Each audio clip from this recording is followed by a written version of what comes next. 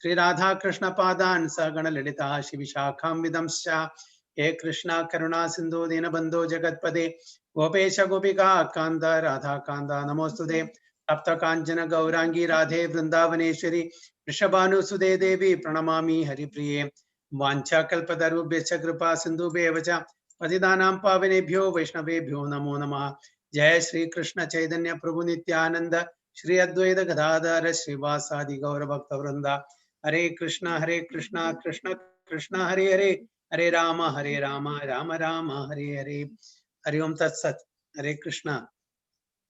So Bhagavad Gita as it is, 17.1. chapter 7, text 16. Text 16. Le.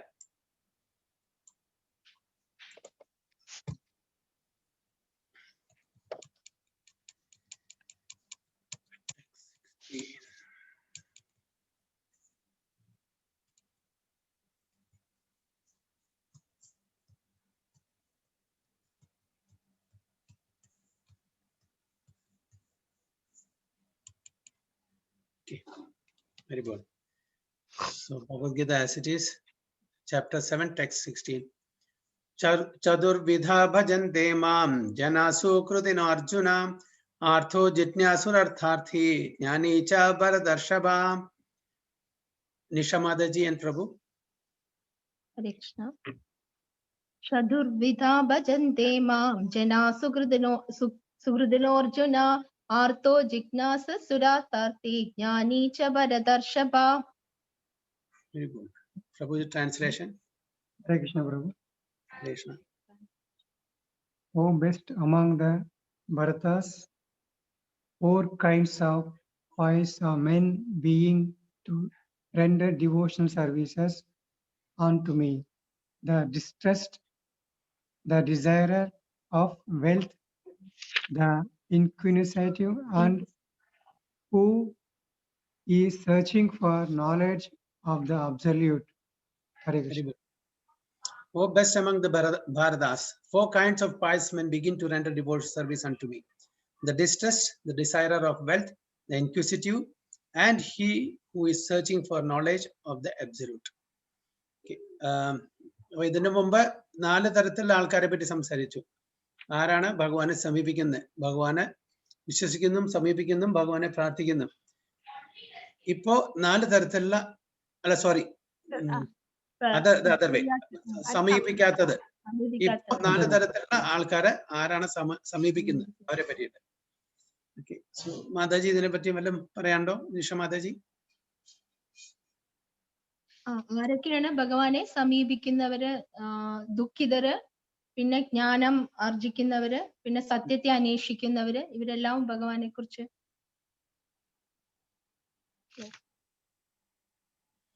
അന്വേഷിക്കുന്നതിൽ അല്ലേ പ്രഭു? അങ്ങനെയല്ലേ? Inquisitive, then and who is searching for knowledge of the Absolute. അല്ലേ? അത് ജ്ഞാനികള്. മറ്റത് one who is searching for. 4 തരത്തിലുള്ള ആൾക്കാർ. One who is distressed and desiring for wealth, one who is inquisitive to know ഈ ലോകത്തെ പറ്റിയും ഈ ക്രിയേഷനെ പറ്റിയും അറിയാൻ ആഗ്രഹിക്കുന്നത്, and those who are wise, that's intelligent class of people. So unlike the miscreants, these are adherents of the regulative principles of the scriptures, and they are called sukritina, or those who obey the rules and regulations of scriptures, the moral and social laws, and are more or less devoted to the Supreme Lord. Out of these, there are 4 classes of men: those who are sometimes distressed, those who are in need of money, those who are sometimes inquisitive, and those who are sometimes searching after knowledge of the absolute truth.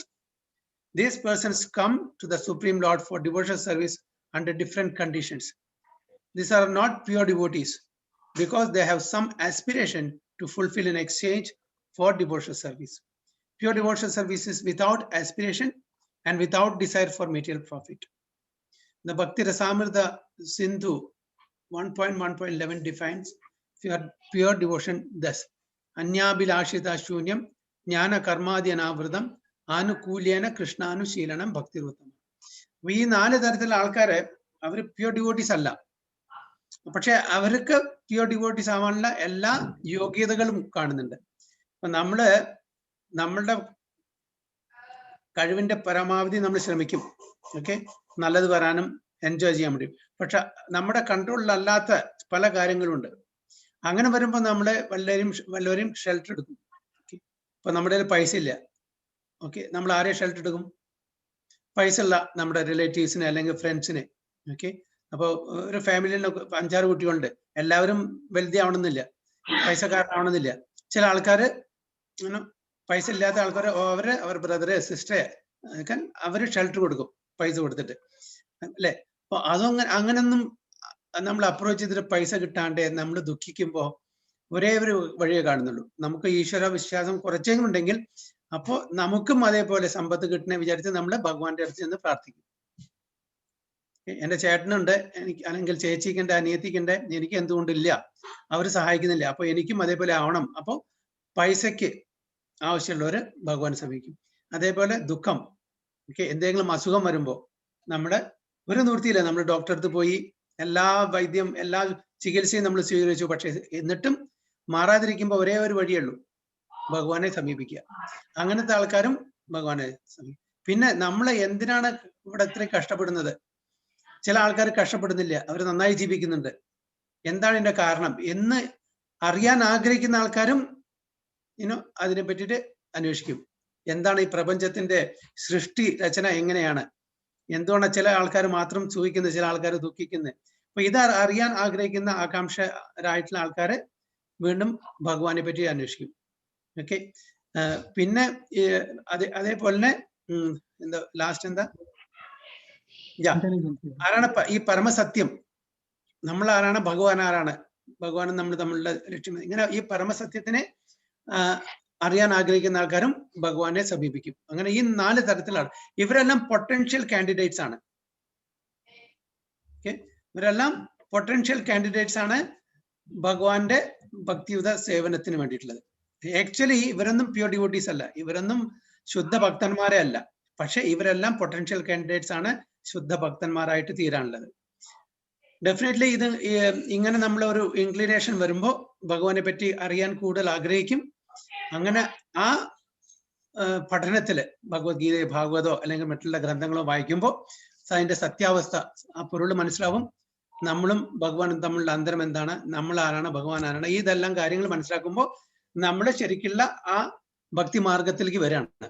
അപ്പൊ അതുകൊണ്ടാണ് പറയുന്നത് ഇതൊന്നും ഈ 4 കാറ്റഗറിയിലെ ആൾക്കാരും ശുദ്ധ ഭക്തന്മാരല്ല, പക്ഷെ അവരെല്ലാവരും ശുദ്ധ ഭക്തന്മാരായിട്ട് തീരും ഇന്നല്ലെങ്കിൽ നാളെ. അപ്പൊ അതുകൊണ്ട് എന്താണ് ഈ ശുദ്ധ ഭക്തി എന്ന് രൂപ ഗോസ്വാമി നെക്ടർ ഓഫ് ഡിവോഷനിൽ പറയുകയാണ്. എന്താണ്?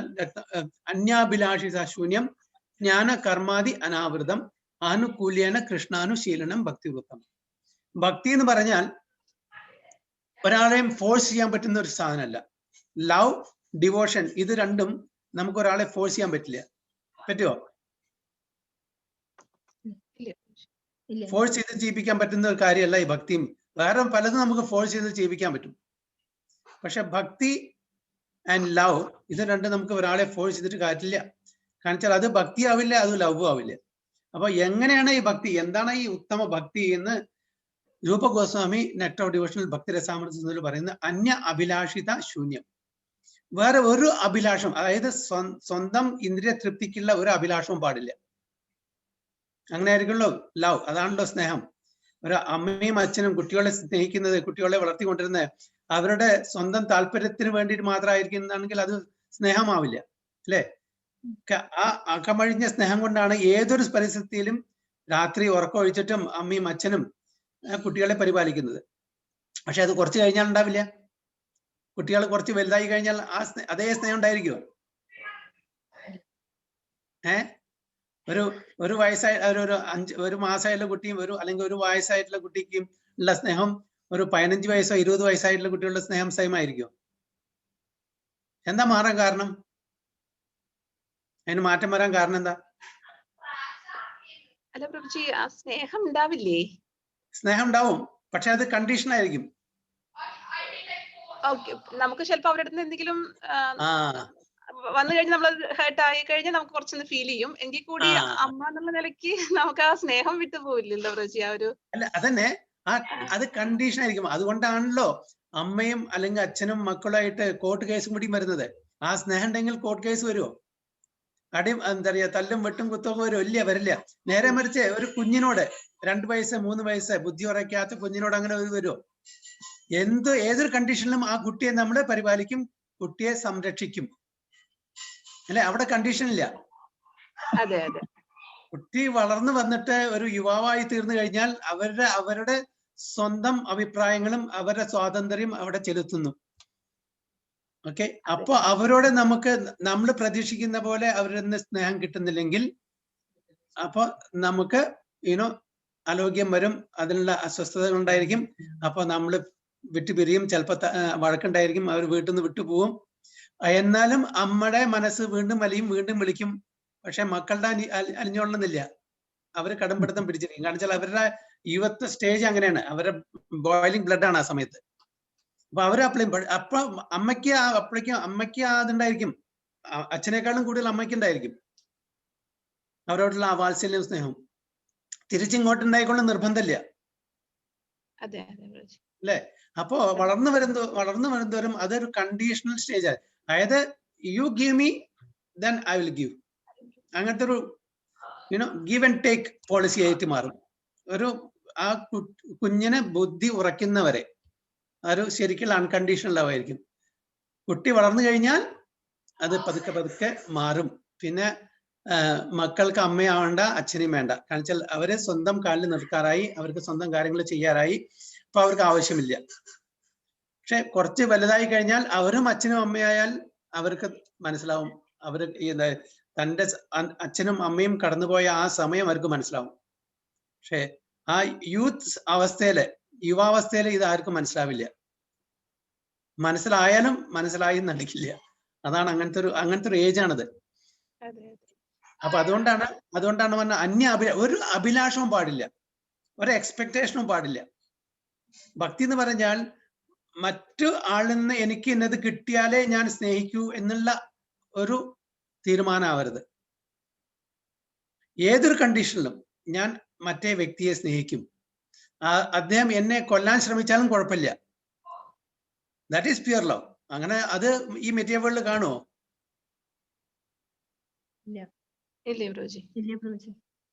അപ്പൊ അതുകൊണ്ടാണ് അപ്പോ മെറ്റീരിയൽ വേൾഡിലുള്ള സ്നേഹം എന്ന് പറഞ്ഞാൽ അത് കണ്ടീഷണൽ ആണ്. അത് പെർവേർട്ടഡ് റിഫ്ലക്ഷൻ ആണ്. അതായത് ഭഗവത് ധാമില് ആധ്യാത്മിക ലോകത്തിലുള്ള സ്നേഹത്തിന്റെ ഒരു റിഫ്ലക്ഷൻ, പെർവേർട്ടഡ് റിഫ്ലക്ഷൻ ആണ് ഇവിടെ കാണുന്ന സ്നേഹം. അതിനെയാണ് ലസ്റ്റ് എന്ന് പറയുന്നത്. ലസ്റ്റ് എന്ന് പറഞ്ഞാൽ you scratch my back, I will scratch your back. You satisfy me, I will satisfy you. That is conditional. ഏതൊരു സാഹചര്യത്തിലും ഏതൊരു പരിസ്ഥിതിയിലും ഞാൻ അങ്ങയെ സ്നേഹിക്കുന്നു എന്ന് പറയുന്ന ഏതെങ്കിലും ഭാര്യയോ അല്ലെങ്കിൽ ഭർത്താവോ അല്ലെങ്കിൽ അച്ഛനമ്മമാരോ കുട്ടികൾ ഉണ്ടാവുമോ? ഇല്ല. തോന്നുന്നുണ്ടോ?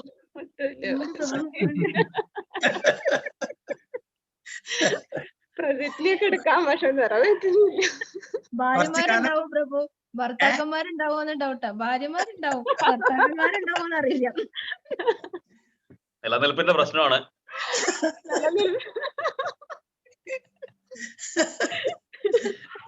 ഡിബേറ്റബിൾ സബ്ജക്റ്റ് ആണ്. ഞാൻ കഴിഞ്ഞ പ്രാവശ്യം ക്ലാസ്, ഞാൻ പേര് പറയുന്നില്ല, ഒരു മാതാജിയോട് ചോദിച്ചു ഞാൻ എത്ര കാലം തന്റെ ഭർത്താവിനെ സ്നേഹിക്കും. ഞാനോ എന്നും ഞാൻ ജീവനുള്ളിടത്തോളം കാലം സ്നേഹിക്കും. ഞാൻ പറഞ്ഞു ഒരു കാര്യം പറഞ്ഞു, ഓക്കെ തീർച്ചയായും മാതാജി, ശരി, ഞാൻ സമ്മതിക്കുന്നു.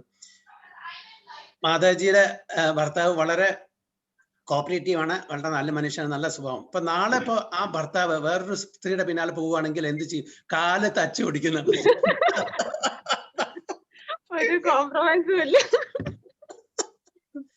അത് വേറെ കണ്ടീഷൻ അല്ലേ പ്രഭു? അല്ല, ഞാൻ അപ്പൊ ആ സ്നേഹം അവിടെ പോയി. അവിടെ ആ സ്നേഹം പറഞ്ഞ അപ്പൊ അതൊരു കണ്ടീഷണൽ ആയില്ലേ അവിടെ. നമ്മള് ഭക്തി എന്ന് പറഞ്ഞാൽ no condition, no strings attached. No strings attached, no condition. അപ്പൊ നമ്മള് എന്തിനാണ് ഇപ്പൊ നമ്മൾ ഈ ഭൗതിക ലോകത്തില് നമ്മുടെ ഈ ഡിസയർ അല്ലെങ്കിൽ ഈ ആഗ്രഹം അതെന്താ നമ്മുടെ ഈ മെറ്റീരിയൽ ബോഡിയോടുള്ളതാണ്. അതുകൊണ്ടാണ് ഇങ്ങനെ സംഭവിക്കുന്നത്. അവിടെ നമ്മൾ ഇമ്പോർട്ടൻസ് പ്രാധാന്യം കൊടുക്കുന്നത് ആർക്കാണ്? ഈ ശരീരത്തിനാണ്, ആത്മാവിനെ മറന്ന ശരീരത്തിനെ മാത്രം നമ്മൾ വ്യക്തിയായിട്ട് കാണുന്നു. നമ്മളുടെ അതിന്റെ ആഴത്തിലോട്ട് പോകുന്നില്ല. ആ വ്യക്തി ആരാണെന്ന് മനസ്സിലാക്കാണ്ടാണ് നമ്മൾ ചെയ്യുന്നത്. എനിവേ, അതുകൊണ്ടാണ് ഭഗവാൻ പറയുന്ന ഈ ഭൗതിക ലോകത്തില് അങ്ങനെയുള്ള സ്നേഹം കാണാൻ വളരെ വളരെ ബുദ്ധിമുട്ടാണ്. പക്ഷെ ഒരാളോട് മാത്രം നമുക്ക് അങ്ങനെ സ്നേഹം കാണിച്ചാൽ അദ്ദേഹം എന്നും നമ്മളുടെ അഭ്യുദയകാംക്ഷിയാണ്, വെൽവിഷറാണ്. ആരാണ്? അതാണ് ഭഗവാൻ. അപ്പൊ ഭഗവാനുള്ള ആ സ്നേഹം നമ്മൾ കണ്ടീഷണൽ ആക്കാൻ പാടില്ല. അതാണ് പറയുന്നത് അന്യ അഭിലാഷിത ശൂന്യം.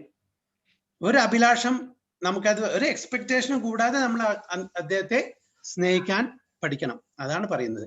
ജ്ഞാന കർമ്മ ആദി അനാവൃതം. ജ്ഞാനത്തിനുള്ളോ അല്ലെങ്കിൽ ഫ്രൂട്ടീവ് ആക്ടിവിറ്റീസ്, ഒരു കാര്യം ചെയ്ത് അതിനെ ഫലം ഇച്ഛിക്കുന്ന ഒരു കാര്യമായിട്ടുള്ള ഇതും പാടില്ല. ആദി എക്സെട്ര അങ്ങനത്തുള്ള ഒരു കാര്യങ്ങൾക്ക് നമുക്ക് ഒരു മുൻതൂക്കം കൊടുക്കാതെ ആനുകൂല്യേന കൃഷ്ണാനുശീലനം ഭക്തിരുത്തമ. ഭഗവാനെ എന്താണ് പ്രീതിപ്പെടുക്കാൻ പറ്റുന്നത്, തൃപ്തിപ്പെടുന്നത്, അതനുസരിച്ച് നമ്മൾ ഭക്തിയുത സേവനം ചെയ്തിട്ട് കഴിയുന്നത്. അതാണ് ഉത്തമമായ ഭക്തി എന്നാണ് രൂപ ഗോസ്വാമി ഈ ഭക്തിക്കുള്ള ആ ഡെഫിനിഷൻ വിശേഷണം കൊടുത്തിരിക്കുന്നത്. അല്ലേ? So you all agree with me? അതെ പ്രഭു. അതെ തീർച്ചയായും. So one should render transcendental loving service to the Supreme Lord Krishna favorably and without desire for material profit or gain through fruitive activities or philosophical speculation. That is called pure devotional service. Adana Shuddha Bhakti. ഒരാളും അത് ഇച്ഛിച്ചിട്ട് ഒരു ഫലം ഇച്ഛിച്ചിട്ട് നമുക്ക് ഭഗവാനെ സ്നേഹിക്കാൻ പാടില്ല. അങ്ങനെയാണെങ്കിൽ അതൊരു ബിസിനസ്സായി, ഡീലായി.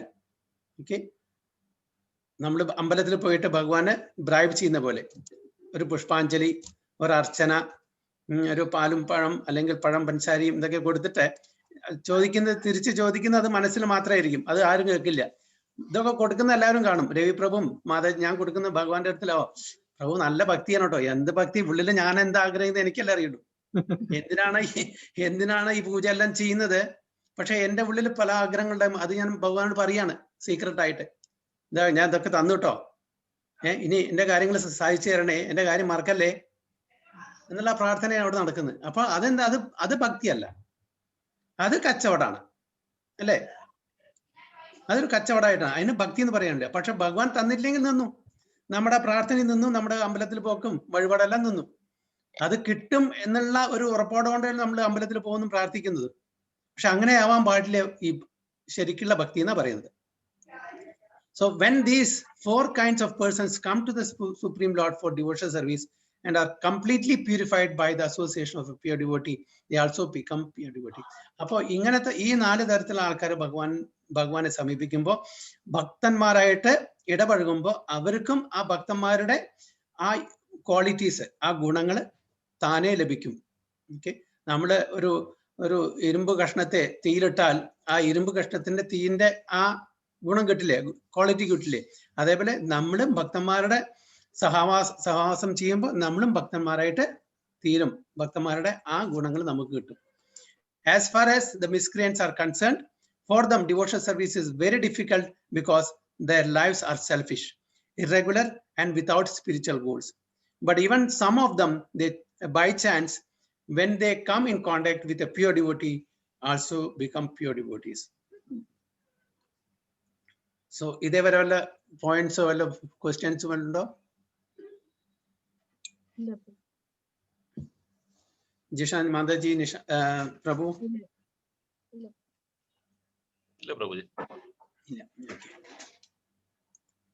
So those who are always busy with fruitive activities come to the Lord in material distress, and at that time associate with pure devotees and become in their distress.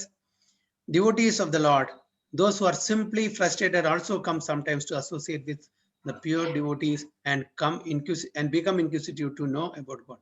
അപ്പോൾ ഈ 4 തരത്തിലുള്ള ആൾക്കാരാണ് ഈ സത്സംഗിൽ വരുന്നതും കൂടുതൽ കൂടുതൽ അറിഞ്ഞ് ശുദ്ധഭക്തന്മാരെടുക്കും.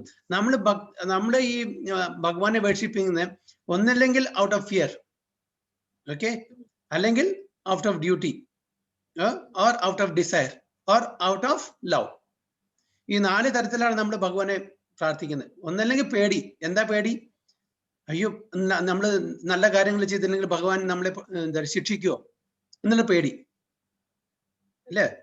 നമ്മൾ പറയില്ലേ, ആരും പേടിക്കാനില്ലെങ്കിൽ തൂണിനെ പേടിക്കണമെന്ന് പറയില്ലേ തറവാട്ടിലെ? അതേപോലെ നമ്മൾ എന്തെങ്കിലും അങ്ങനത്തെ ചെയ്യാൻ പാടില്ലാത്ത ചെയ്തിട്ടുണ്ടെങ്കിൽ നമുക്ക് ശിക്ഷ കിട്ടുമോ എന്നുള്ള ഒരു പേടി ഭഗവാന്റെ അടുത്ത്. നമുക്കറിയാം ഭഗവാനുണ്ട്, നമ്മള് ശരിക്ക് ജീവിച്ചില്ലെങ്കിൽ ഭഗവാൻ ശിക്ഷ തരും. അപ്പൊ അത് പേടിച്ച് നമ്മൾ നല്ല വഴിക്ക് പോകുന്നു. സോ നമ്മൾ ഭഗവാനെ സമീപിക്കുന്ന ഔട്ട് ഓഫ് ഫിയർ. ഒന്ന് ഔട്ട് ഓഫ് ഡ്യൂട്ടി. നമ്മൾ ചില കടമയുണ്ട്, ഒരു മനുഷ്യ ജീവിതത്തിൽ നമ്മൾ ചില കടമയുണ്ട്. ഭഗവാനെ പ്രാർത്ഥിക്കണം, മക്കളെ നന്നായിട്ട് വളർത്തണം, നമ്മുടെ കുടുംബത്തെ നന്നായിട്ട് പോറ്റണം, ഇതൊക്കെ നമ്മുടെ കടമയാണ്. അപ്പൊ ഔട്ട് ഓഫ് ഡ്യൂട്ടി നമ്മൾ ചെയ്യുന്നു. പിന്നെ ഔട്ട് ഓഫ് ഡിസയർ, നമ്മൾ പല ആഗ്രഹങ്ങളും എന്താ പറയാ സബലീകരിക്കാൻ വേണ്ടിയിട്ട് നമ്മൾ ഭക്തി ചെയ്യുന്നു. പിന്നെ ഔട്ട് ഓഫ് ലവ്. സോ ഈ 4 ഏതാണ് best? Out of love. Out of love. അതാണ് ദാറ്റ് ഇസ് ടോപ്പ് മോസ്റ്റ്. അതാണ് ശരിക്കുള്ള ഭക്തി എന്ന് പറഞ്ഞത്. അപ്പൊ ആ ലെവലിലേക്ക് വരാനുള്ള കഴിവുണ്ട് നമുക്കൊക്കെ. കാരണം വെച്ചാൽ നമുക്കറിയാം നമ്മളെല്ലാം ഭഗവാനെ സമീപിക്കുന്ന ആൾക്കാരാണ്. ഈ 4 പെട്ട ആൾക്കാരാണ്. Either out of distress, or out of inquisitiveness, or out of wisdom, or out of desire for money. So ഏതെങ്കിലും ഒരു കാറ്റഗറിയിൽ പെട്ട ആൾക്കാരാണ് നമ്മൾ. അപ്പോൾ നമ്മൾ ഇതിൽ വരുമ്പോൾ ഈ ശരിക്കുള്ള തത്വങ്ങൾ മനസ്സിലാക്കുമ്പോൾ നമ്മളെ ദ ടോപ്പ് മോസ്റ്റ് ലെവലില്. So we will start doing bhakti out of love. പതുക്കെ പതുക്കെ.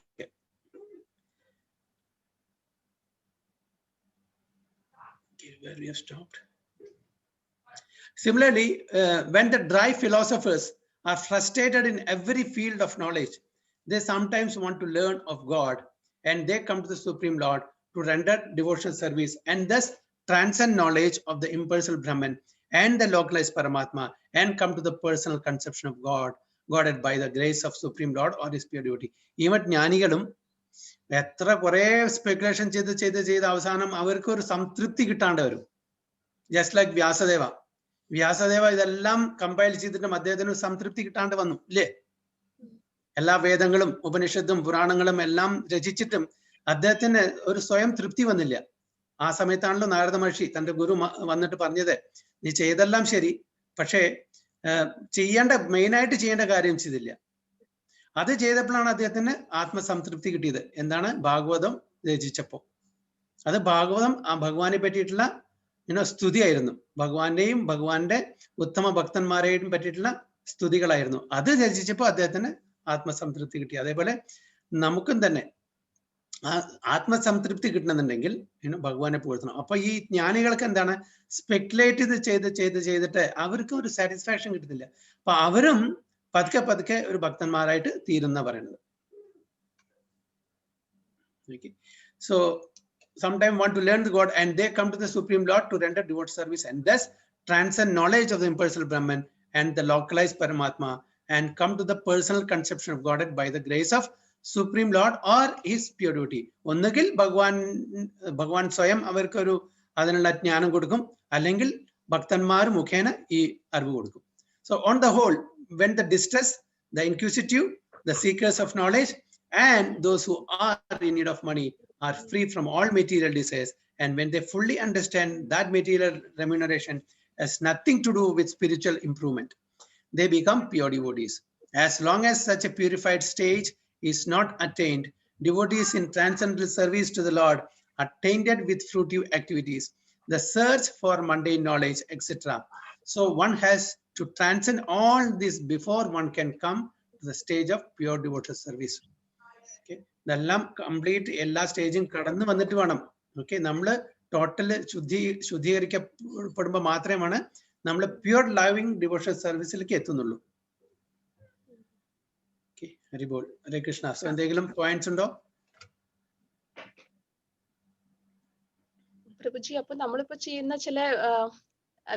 നമ്മൾ ചെയ്യുന്ന ചാൻറ്റിങ്ങും ബാക്കി ഭഗവാന്റെ ഭോഗം ഓഫർ ചെയ്യണതൊക്കെ പലപ്പോഴും ഒരു ഡ്യൂട്ടി ആയിട്ട് തന്നെ പ്രവചി ചെയ്യണത്. ചില സമയത്ത് മാത്രമേ നമുക്ക് മനസ്സിൽ ഒരു ഇഷ്ടം. അതന്നെ, അതുകൊണ്ടാ പറയുന്നത് this is A purifying process. It's A gradual process. അപ്പൊ അങ്ങനെ ചെയ്തിട്ട് നമ്മൾ ആ ഒരു തലത്തിലേക്ക് വരണം. ചെയ്യാതിരുന്ന വരും ഇല്ല. അപ്പൊ അതുകൊണ്ട് പ്രാക്ടീസാ. സോ ദിസ് ഹോൾ ലൈഫ് ഓരോരുത്തരുടെ ആ എന്താ പറയുക സുഹൃതി അനുസരിച്ചിട്ട് അവരുടെ അഡ്വാൻസ്മെന്റ് ആയിരിക്കും. അവരുടെ ആഗ്രഹം അല്ലെങ്കിൽ അവരുടെ ഗ്രീഡിനെസ്, ലൗല്യം, അതായത് ഭഗവാനെ പറ്റി അറിയണം, ഭഗവാന്റെ ഒരു ഭക്തനായിട്ട് മാറണം എന്നുള്ള ആ തീവ്രമായിട്ടുള്ള ഒരു ആഗ്രഹം ഉണ്ടെങ്കിൽ അവർ പെട്ടെന്നാവും. അല്ല നമ്മൾ കാഷ്വലി എടുക്കുകയാണെങ്കിൽ ജന്മാന്തരം. നമ്മൾ മനസ്സിലാക്കി ഈ മനുഷ്യജന്മം വളരെ വിരളമാണ്, വീണ്ടും വീണ്ടും കിട്ടാൻ ബുദ്ധിമുട്ടാണ് എന്ന തലത്തിൽ നമ്മൾ മനസ്സിലാക്കിയിട്ട് നമ്മൾ സീരിയസ് ആയിട്ട് ഭക്തി മാർഗത്തിൽ വരികയാണെങ്കിൽ അപ്പൊ ഈ ജന്മത്തിൽ തന്നെ കിട്ടും. അപ്പൊ ഓരോരുത്തരുടെ അഡ്വാൻസ്മെന്റും അവരുടെ ഇച്ഛയും അവരുടെ intensity of taking up devotion service it depends. ഇപ്പൊ എല്ലാവരും ഒരേ തലത്തിലായിരിക്കണം എന്നില്ലല്ലോ. ഒരു ക്ലാസ്സിൽ 10-30 കുട്ടികളുണ്ട്, എല്ലാവർക്കും 100% മാർക്കൊന്നും കിട്ടില്ല. ചില ആൾക്കാര് ആവറേജ് ആൾക്കാരും, ചില എബോവ് ആവറേജ്, ചില ബിലോ ആവറേജ് ആയിരിക്കും, ചില ആൾക്കാർ ടോപ്പർ ആയിരിക്കും. അപ്പൊ ഇതെല്ലാം ഓരോ ഭക്തന്റെ ആഗ്രഹവും അവരുടെ ഇച്ഛയും അവരുടെ സുഹൃത്തും അനുസരിച്ച് ഇരിക്കും. അപ്പൊ നമ്മള് ഒരുപാട് ഇമ്പോർട്ടൻസ് ഉണ്ട് അല്ലെ പ്രഭുജി? സത്സംഗത്തിന്, അതായത് സത്സംഗത്തിന് ഒരുപാട് ഇമ്പോർട്ടൻസ് വരുന്നുണ്ട്. നമ്മളത് 2 ദിവസം വിട്ടു കഴിഞ്ഞു കഴിഞ്ഞാൽ തന്നെ നമ്മളൊന്നും ഇങ്ങനെ മാറിപ്പോലെ തോന്നും. തീർച്ചയായിട്ടും ഇനി നമ്മൾ പ്രഭാഷണങ്ങൾ കേട്ടുകൊണ്ടിരിക്കുകയാണെങ്കിൽ നമ്മൾ കൂടുതൽ അതിലേക്ക് ഇൻക്ലിനേഷൻ വരുന്നുണ്ട് പ്രഭുജി. അതുകൊണ്ട് സത്സംഗത്തിന് വളരെ വളരെ ഇമ്പോർട്ടന്റ്. അപ്പൊ Tamal Krishna Goswami Maharaj, one of the senior disciple Prabhupada ചോദിച്ചു, എന്തിനാ ഈ സത്സംഗത്തിന്റെ ആവശ്യം എന്താ?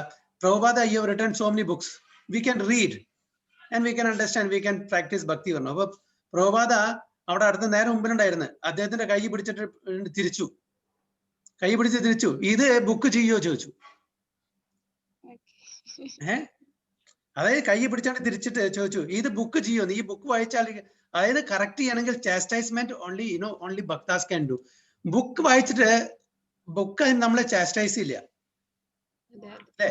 അപ്പൊ we want somebody to oversee as what we are doing. നമ്മൾ ചെയ്യുന്നത് ശരിയാണോ തെറ്റാണോ, നമ്മൾ ചെയ്യുന്ന ആ തെറ്റിനെ ശരിയാക്കി തരാനുള്ള ആ ഉപദേശവും കാര്യങ്ങളും നിർദ്ദേശങ്ങളും തരാൻ പറ്റിയിട്ടുള്ള ഒരു സീനിയർ ഡിവോട്ടി നമുക്ക് വേണം. ഏതൊരു ഓഫീസിലും ഒരാളെയും ഇൻഡിപെൻഡന്റ് ആയിട്ട് വിടില്ല അല്ലെ? എല്ലാവർക്കും ഒരാളുണ്ടായിരിക്കും റിപ്പോർട്ട് ചെയ്യാൻ വേണ്ടിയിട്ട്. എന്തിനാ റിപ്പോർട്ടിംഗ് സിസ്റ്റം വെച്ചിരിക്കുന്നത്? സന്തോഷ് പ്രഭു, മിസ്റ്റേക്സ് കുറയാൻ വേണ്ടിയിട്ട്. മിസ്റ്റേക്സ് കുറയാനും പിന്നെ അല്ലാതെ അതല്ലെങ്കിൽ അവര് അതൊന്ന് വിട്ടുപോകും. പ്രോപ്പറായിട്ട് അവരെ ഗൈഡ് ചെയ്ത് കൊണ്ടുപോകണ്ടേ? അതോറിറ്റി മിസ്യൂസ് ചെയ്യില്ലേ? അതെ അതെ അതെ, ചാൻസ് ഇല്ലേ അതോറിറ്റി? ഇപ്പൊ ഫോർ എക്സാമ്പിൾ, ഞാൻ ഒരു ഓഫീസിലെ മാനേജറാണ്, ഓക്കെ, എനിക്ക് ഒരുപാട് അതോറിറ്റി ഉണ്ട്. എന്റെ ആ അതോറിറ്റിയെ ചെക്ക് ചെയ്യാൻ ഒരാളില്ലെങ്കിൽ എനിക്ക് എന്ത് വേണമെങ്കിൽ ചെയ്തൂടെ ഇല്ലേ? ഞാൻ ഈ വീട്ടിൽ ഒറ്റയ്ക്കാണ്, ഒരാളെ എന്നെ നോക്കാനില്ലേ, എനിക്ക് എന്ത് വേണമെങ്കിൽ ചെയ്തൂടെ? പക്ഷെ എനിക്ക് എന്താണ്, എന്നെ ആരോ സൂപ്പർവൈസ് ചെയ്യുന്നുണ്ട്, ഐ ഷുഡ് ബി കെയർഫുൾ. അപ്പൊ ഞാൻ തെറ്റ് ചെയ്യില്ല. അപ്പൊ there should be somebody to vouch for us, to supervise us, to counsel us. അപ്പൊ അതുകൊണ്ട് സത്സംഗം വളരെ ആവശ്യമാണ്. അതുകൊണ്ട് so we are all supposed to report to someone, so that നമ്മുടെ അത് നമ്മളൊരു റിസ്ട്രിക്ഷൻ ആയിട്ട് കാണാൻ പാടില്ല. ഓക്കെ, അപ്പൊ അതുകൊണ്ടാണ് റെഗുലേഷൻസ് വെച്ചിരിക്കുന്നത്. അന്ന് മാതാജിയുടെ ക്ലാസ്സിൽ പറയായിരുന്നു, ഫോർ എക്സാമ്പിൾ, നമ്മളൊരു വലിയ മേളയിൽ പോവാണ്, ചെറിയ കുട്ടിയായിട്ട്, 2 വയസ്സായ കുട്ടിയായിട്ട് ഒക്കത്തും വെച്ചിട്ട്, ഓക്കെ, 2 വയസ്സായ കുട്ടിക്ക് ഓടി കളിക്കണം, താഴെ ഉണ്ട്. വലിയ മേളയില, ഒരു എന്താ പറയാ, പരിചയമില്ലാത്ത ഒരു സ്ഥലത്താണ്, നമ്മുടെ നാട്ടിലല്ല, വലിയ മേളയിൽ ഒരുപാട് തിരക്കുണ്ട്. അപ്പൊ കുട്ടി കരഞ്ഞുകൊണ്ടിരിക്കുകയാണ്. ആ കുട്ടി കരഞ്ഞുകൊണ്ട് എന്നെ താഴെ കൊടുക്കും, ഞാൻ നടക്കട്ടെ, എന്നെ പിടിക്കണ്ട. അപ്പൊ അമ്മ പറയില്ല, ഞാൻ വിടില്ല തന്നെ, ഓക്കെ, കാരണം ഇത്രയും വലിയ മേളയാണ്, നീ ഇപ്പൊ എന്താ പറയാ തെറ്റിപ്പോയി കഴിഞ്ഞാൽ എനിക്ക് ബുദ്ധിമുട്ടാണ്, കിട്ടാൻ ബുദ്ധിമുട്ടാണ് പറയുമ്പോ ആ കുട്ടി വഴങ്ങുന്നില്ല, എന്നെ താഴെ വിടുന്നു. അപ്പൊ മറ്റുള്ള എന്താ പറയാ കണ്ടു നിൽക്കുന്ന ആൾക്കാർ, ഈ അമ്മയ്ക്ക് എന്താ ഒന്ന് കുട്ടിയെ വിട്ടൂടെ? അത് ശരിയാണോ? അങ്ങനെ ആ കുട്ടിയെ വിട്ടാൽ എന്തായിരിക്കും ഭവിഷ്യത്ത്? കുട്ടി മേളയിൽ മിസ്സായി കഴിഞ്ഞില്ലേ? അപ്പോ ആ റിസ്ട്രിക്ഷൻ വെക്കുന്നത് ആരുടെ നല്ലതിന് വേണ്ടിയിട്ടാണ്? ആ കുട്ടിയുടെ നല്ലതിന് വേണ്ടി. അമ്മയ്ക്ക് അറിയാൻ നന്നായിട്ടത്. അതേപോലെ നമ്മളുടെ നല്ലതിന് വേണ്ടിയിട്ടാണ് പല റിസ്ട്രിക്ഷൻസും റൂൾസ് ആൻഡ് റെഗുലേഷൻസും വെക്കുന്നത്. ഇന്നത് ചെയ്യാൻ പാടില്ല, എന്നത് ചെയ്യാൻ പാടില്ല, എന്നത് ചെയ്യാൻ പാടില്ല, എന്നത് ചെയ്യാൻ പാടില്ല. അതാണ് എന്താണ് യമം നിയമം. ഓക്കെ, യമം നിയമം. Okay. About rules and regulations. Rules. We should not. Rules. We should do this. We should do this. Regulation. We should not do that. Niyamam. No meat eating. No illicit sex. No gambling. No intoxication. And the rules. You should get up early in the morning. You should read Bhagavad Gita. You should read Bhagavatam. You should have satsang. You should have. You should do chanting. ഇതെല്ലാം നിയമങ്ങളാണ്. Okay, അപ്പൊ ഇതെല്ലാം നമ്മളുടെ നല്ലതിന് വേണ്ടിയിട്ടാണ് പറഞ്ഞിരിക്കുന്നത്, അല്ലാണ്ട് നമ്മളുടെ ആ സ്വാതന്ത്ര്യത്തിനെ മുടക്കാൻ വേണ്ടിയിട്ടല്ല പറഞ്ഞിരിക്കുന്നത്. അപ്പൊ അതുകൊണ്ട് തീർച്ചയായിട്ടും നമ്മളുടെ ആഗ്രഹം, നമ്മളുടെ ഇന്റൻസിറ്റി, ആ ദൃഢനിശ്ചയത്തിനനുസരിച്ച് നമ്മുടെ പുരോഗതി. നമ്മളിപ്പോ ഈ ജന്മത്തിൽ തന്നെ നമുക്ക് കയറണമെന്നുണ്ടെങ്കിൽ സാധിക്കും. പക്ഷെ അതിനനുസരിച്ചുള്ള ആ ഇന്റൻസ് ഡിസയറും അതേപോലെ നമ്മൾ സർവീസും ചെയ്യണം, എന്ന് നടക്കും. അല്ല നമ്മൾ കാഷ്വലി എടുക്കുകയാണെങ്കിൽ യെസ്, ഈ ജന്മോ അല്ലെങ്കിൽ 2 ജന്മോ 4 ജന്മോ 10 ജന്മോ എടുത്തേക്കാം. പക്ഷെ അതുമല്ല ഗ്യാരണ്ടി. അടുത്ത ജന്മത്തില് എന്താണ് ഗ്യാരണ്ടി നമ്മൾ ഇതേപോലെ ഈ ഇതോട് കൂടിയിട്ട് ഫോഴ്സോട് കൂടി നമ്മൾ ചെയ്യുന്നുള്ളത്? നമ്മൾ പ്രോക്കാസ്റ്റിനേറ്റ് ചെയ്യുമ്പോ നമ്മൾ പല പല മുടന്തൻ ന്യായങ്ങളും കാണും. ഇന്നിപ്പോ പറയാ, ഇപ്പൊ ഫോർ എക്സാമ്പിൾ ഒരാളോട് എന്താ പറയുക, ഒരു എന്തെങ്കിലും കാര്യം പറഞ്ഞു, പ്രഭു നാളെ ചെയ്യാം അല്ലേ, നാളെ നമുക്ക് വേറെ പല കാര്യങ്ങളാവും. ഈ നാളെ എന്നുള്ള ദിവസം വരില്ല. അപ്പൊ അതുകൊണ്ട് ഇപ്പൊ ചെയ്യാൻ വെക്കുന്ന എന്താ പറയുക, കൽ കരേസോ ആജ് കരേസോ ആപ് കരേ, നാളെ ചെയ്യാമെന്നത് ഇന്ന് ചെയ്യണം, ഇന്ന് ചെയ്യാനുള്ളത് ഇപ്പൊ ചെയ്യണം. നമ്മൾ ഒരിക്കലും നല്ല കാര്യങ്ങൾ നീട്ടിവെക്കാൻ പാടില്ല, പ്രോക്കാസ്റ്റിനേറ്റ് ചെയ്യാൻ പാടില്ല. അപ്പൊ അതുകൊണ്ട് നമ്മളൊക്കെ ഇപ്പൊ പല കാര്യങ്ങളും നമ്മൾ ഔട്ട് ഓഫ് ഡ്യൂട്ടിയാണ് ചെയ്യുന്നത്, പല കാര്യങ്ങളും. പക്ഷെ അങ്ങനെ ചെയ്തിട്ടാണ് നമ്മൾക്ക് ഇമ്പ്രൂവ്മെന്റും പുരോഗതിയൊക്കെ വരുന്നത്. ചെയ്യാതിരുന്നാലോ ഒരിക്കലും നമ്മൾ നന്നാവൂല. അവിടെ even though it is we are doing out of duty, നമ്മൾ ഔട്ട് ഓഫ് ഡ്യൂട്ടി ചെയ്താലും കൂടി we should continue to do that. But one day will definitely improve.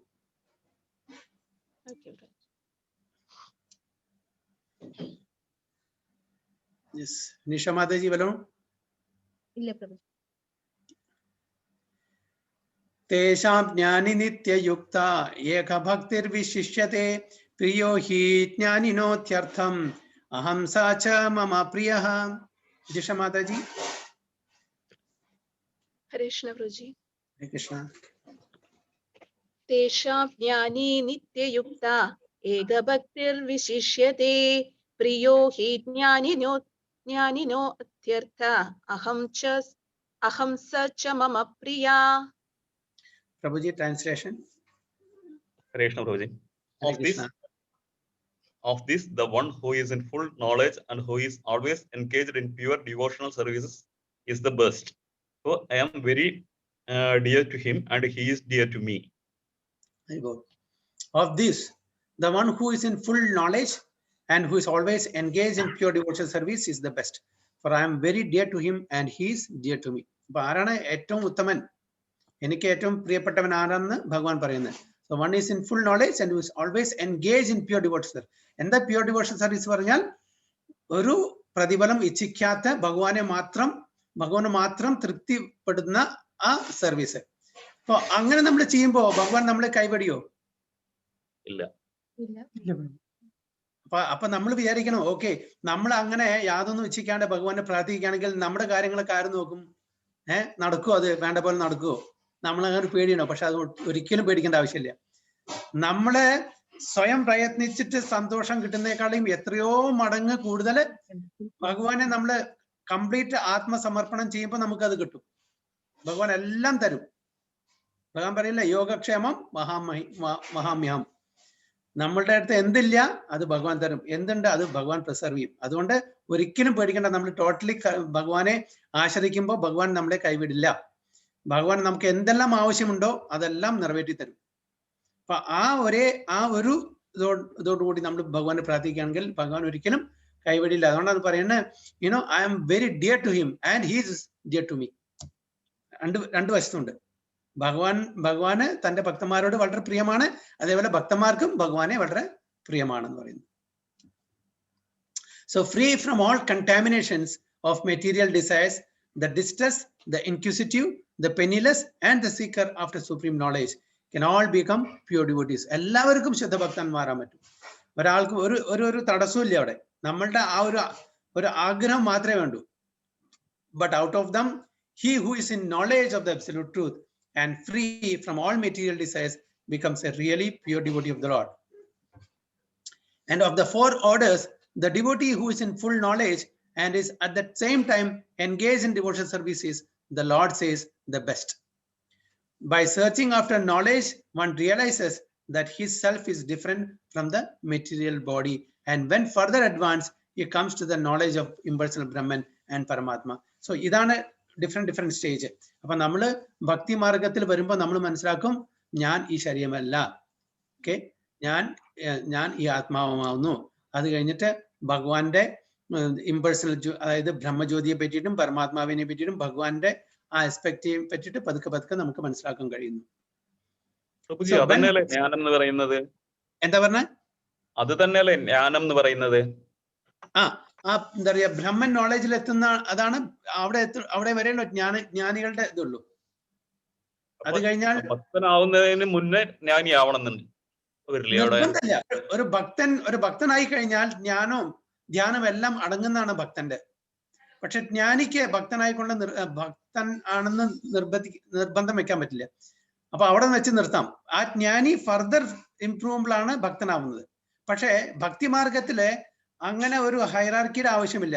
ആദ്യം കർമ്മം ചെയ്യണം, പിന്നെ ധ്യാനം ചെയ്യണം, പിന്നെ ജ്ഞാനം, പിന്നെ അങ്ങനല്ല. നമുക്ക് പൂർവ്വജന്മ സുഹൃത്തി ഉണ്ടെങ്കിൽ ഡയറക്ട്ലി ഭക്തിമാർഗം എടുക്കാൻ പറ്റും. അല്ല, ഭക്തിമാർഗം എത്തണം എന്നുണ്ടെങ്കില് അതായത് എന്താണ്, ജ്ഞാനം ആത്മാവും ഇവിടെ പറയുന്നില്ല, എന്താ തന്റെ ആത്മസ്വരൂപം ശരീരത്തിൽ നിന്ന് ഭിന്നമാണെന്ന് തത്വജിജ്ഞാസി അറിയുന്നു. അതെ അതെ. പ്യുവർ ഭക്തിയിലേക്ക് എത്തുന്നതിന് മുന്നേ ആ ഒരു ജ്ഞാനം വന്നാൽ മാത്രമല്ല പ്യുവർ ഭക്തി എന്നുള്ള ആവുള്ളൂ. അല്ലെങ്കിൽ ഞാനും ഭഗവാനും ഡിഫറെന്റ് ആണ്. അല്ല, ഞാൻ പറയുന്നത് അതായത് ഈ ജ്ഞാനം എന്ന് പറയുന്നത് നമ്മുടെ ഈ ഒരു ലൈഫിനെ മാത്രം ഒതുക്കി നിർത്തണ്ട. നമ്മൾ എത്രയോ ജന്മങ്ങൾ എടുത്തിട്ടുണ്ട്. അപ്പൊ നമ്മുടെ ഈ ജ്ഞാനം കഴിഞ്ഞിട്ടാണ് ഭക്തി മാർഗത്തിൽ എത്തിയത്. അപ്പൊ നമ്മൾ ഭക്തി പ്രാക്ടീസ് ചെയ്യുന്നെങ്കിൽ ഇത് നമുക്കൊന്ന് മനസ്സിലാക്കണം, നമ്മൾ ഈ ധ്യാനവും ഭക്തിയും കർമ്മങ്ങളും എല്ലാം ചെയ്തിട്ടാണ് ജ്ഞാനത്തിലേക്ക് എത്തിയിരിക്കുന്നത്. കാരണം നമുക്ക് ആ സുഹൃതി ഉണ്ട്. ചില ആൾക്കാർക്ക് സുഹൃതി ഇല്ലാത്തതുകൊണ്ട് കർമ്മത്തിലോ അല്ലെങ്കിൽ ധ്യാനത്തിലോ അല്ലെങ്കിൽ ജ്ഞാനത്തിലോ അവിടെ സ്റ്റോപ്പ് ആവുന്നു. അപ്പൊ നമ്മൾ ഡയറക്ട്ലി ഭക്തി മാർഗത്തിൽ വന്നതുകൊണ്ട് നമ്മളിത് മനസ്സിലാക്കണം, നമ്മൾ പൂർവ്വജന്മത്തിലെ ഈ ജ്ഞാനമെല്ലാം ആർജിച്ചിരിക്കുന്നു. അതുകൊണ്ടാണ് ഡയറക്ട്ലി ഒരു ഭക്തി മാർഗത്തിൽ വരാനുള്ള കഴിവ്. അപ്പൊ ഭക്തിമാർഗം എന്ന് പറഞ്ഞാൽ അതില് ജ്ഞാനമുണ്ട്, അതില് കർമ്മമുണ്ട്, അതില് ധ്യാനമുണ്ട്. അപ്പൊ ഭക്തൻ എന്ന് പറഞ്ഞാൽ ജ്ഞാനമില്ലാത്തവനല്ല എന്നല്ല അർത്ഥം. ഭക്തി ഈസ് ടോപ്പ് മോസ്റ്റ്.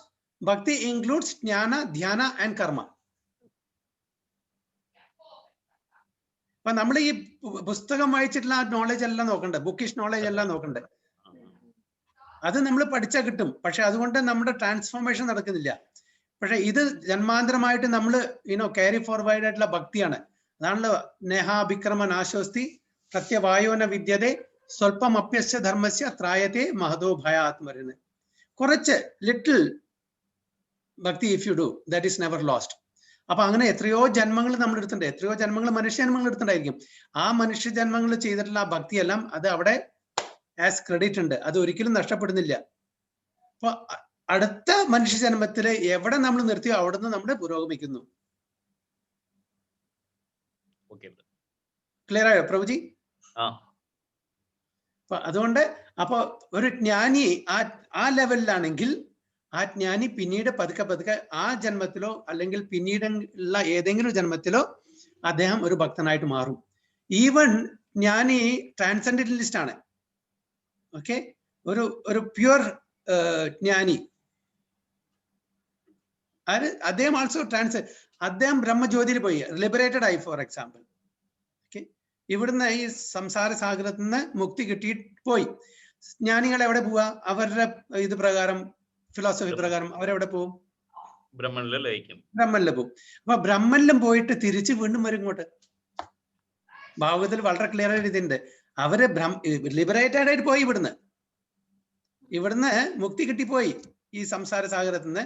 പക്ഷെ അവര് എവിടെ പോയിന്ന് ബ്രഹ്മനില് എത്തി. അതായത് ഭഗവാന്റെ ആ ബ്രഹ്മജ്യോതിയിൽ ലയിക്കാനാണോ അദ്ദേഹത്തിന്റെ ഒരു ആവശ്യം, ഒന്നിച്ചു ചേരാൻ. പക്ഷെ അത് നടക്കുന്നില്ല. കുറെ കാലം, എത്രയോ കാലങ്ങൾ കഴിയുമ്പോൾ വീണ്ടും അവർക്ക് ആഗ്രഹങ്ങൾ ജനിക്കും, ടു ബി ആക്റ്റീവ്. അപ്പൊ അതുകൊണ്ട് വീണ്ടും അവർക്ക് ഈ ഭൗതിക ലോകത്തിൽ ജനിച്ച് ഏതെങ്കിലും ഡിവോട്ടിയുടെ അല്ലെങ്കിൽ ഭഗവാന്റെ സഹായം കൂടിയിട്ട് അവര് ഭക്തന്മാരായിട്ട് പിന്നെ അവർക്ക് മുക്തി കിട്ടിയിട്ട് വൈകുണ്ഠത്തിലോ ഗോലോകത്തിലോ പോയിട്ട് എന്നേക്കും ഭഗവാനെ സേവിച്ച് അവര് ജീവിക്കുന്നു. അപ്പൊ അത് അതിന്റെ ആ പീരീഡ് നമുക്ക് കണക്കാൻ പറ്റില്ല. Millions and millions of years it will take. കാരണം വെച്ചാൽ ബ്രഹ്മജ്യോതിയിൽ പോയാൽ, അവര് ബ്രഹ്മനിൽ പോയാൽ millions and millions of years they will be in deep slumber, inactive. Peace of mind ഉണ്ടായിരിക്കും, ബട്ട് ബ്ലിസ് ഉണ്ടായിരിക്കില്ല അവിടെ. അവർക്ക് ഒരു വ്യാകുലത ഉണ്ടായിരിക്കില്ല, പക്ഷെ അവർക്ക് ആനന്ദം ഉണ്ടായിരിക്കില്ല. പക്ഷെ എല്ലാവർക്കും ആനന്ദം വേണ്ടത്. അപ്പൊ ഫോർ എക്സാമ്പിൾ, ഞാൻ ഈ റൂമിൽ താമസിക്കുന്നത്, എനിക്ക് എല്ലാ ആവശ്യമുണ്ട്, എല്ലാ ആവശ്യം നിറവേറുന്നു. എനിക്ക് എന്താ ആവശ്യമുണ്ടോ എല്ലാം എനിക്ക് ഇവിടെ സപ്ലൈ ചെയ്യുന്നു. പക്ഷെ എനിക്ക് ഒരാളോട് സംസാരിക്കാനോ എനിക്കൊരു സ്നേഹം പകരാനോ എന്നെ സ്നേഹിക്കാനോ ഒരാളില്ലെങ്കിൽ എനിക്ക് സമാധാനമുണ്ട്. പക്ഷെ എനിക്ക് സ്നേഹിക്കാനും എന്നെ സ്നേഹിക്കാനും ആളുണ്ടെങ്കിൽ എത്ര കാലം എനിക്ക് ജീവിക്കാൻ പറ്റും ഒരു റൂമിൽ? എനിക്ക് ആവശ്യമുള്ള ഭക്ഷണവും എനിക്ക് ആവശ്യമുള്ള എല്ലാ സാധനങ്ങളും ഇവിടെ സപ്ലൈ ചെയ്യും. ജീവിക്കാൻ പറ്റുമോ? അതേപോലെയാണ് ജ്ഞാനികളുടെ അവസ്ഥ. അപ്പൊ കുറെ കാലം അങ്ങനെ കഴിയുമ്പോ അവരുടെ ഉറക്കത്തിൽ നിന്ന് എഴുന്നേൽക്കുമ്പോ എന്താണ്, എന്തെങ്കിലും ഒരാളായിട്ട് സംസാരിക്കണ്ടേ? ജസ്റ്റ് ഫോർ എക്സാമ്പിൾ, നമ്മുടെ ഈ ടെലിഫോണ് ഒരു ദിവസം ഇല്ലാതിരിക്കട്ടെ,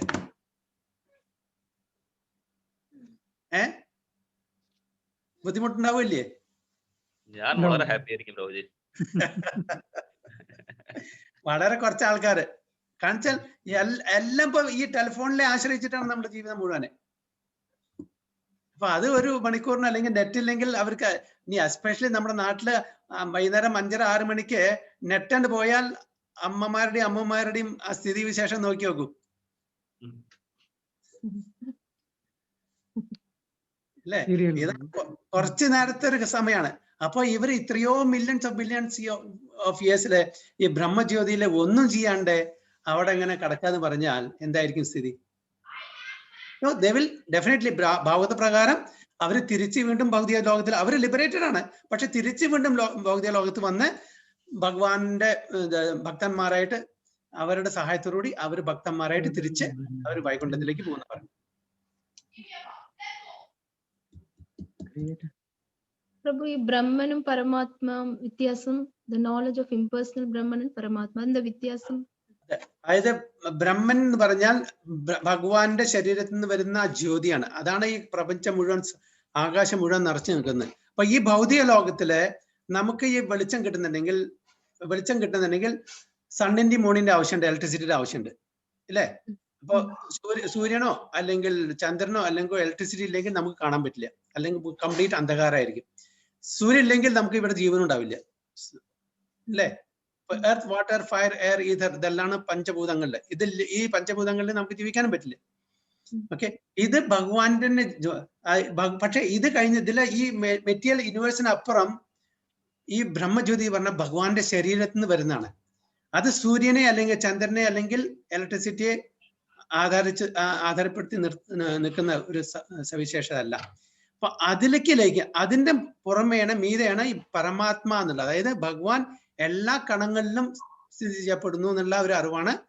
ഇപ്പൊ ഈവൻ പരമാത്മാവാദികളും അതായത് ബ്രഹ്മൻ കഴിഞ്ഞിട്ടുള്ള പരമാത്മാവിന്റെ അറിവ് കിട്ടുന്നത്, എല്ലാ കണത്തിലും ഭഗവാൻ ഉണ്ട് എന്നുള്ള ആ ഒരു അറിവ് അവരും അവസാനം എത്തിപ്പെടുന്നത് ഭഗവാൻ വിശ്വാസം ഇല്ലാത്തതുകൊണ്ട് ബ്രഹ്മജ്യോതിയിൽ ചെന്ന് എത്തിപ്പെടും.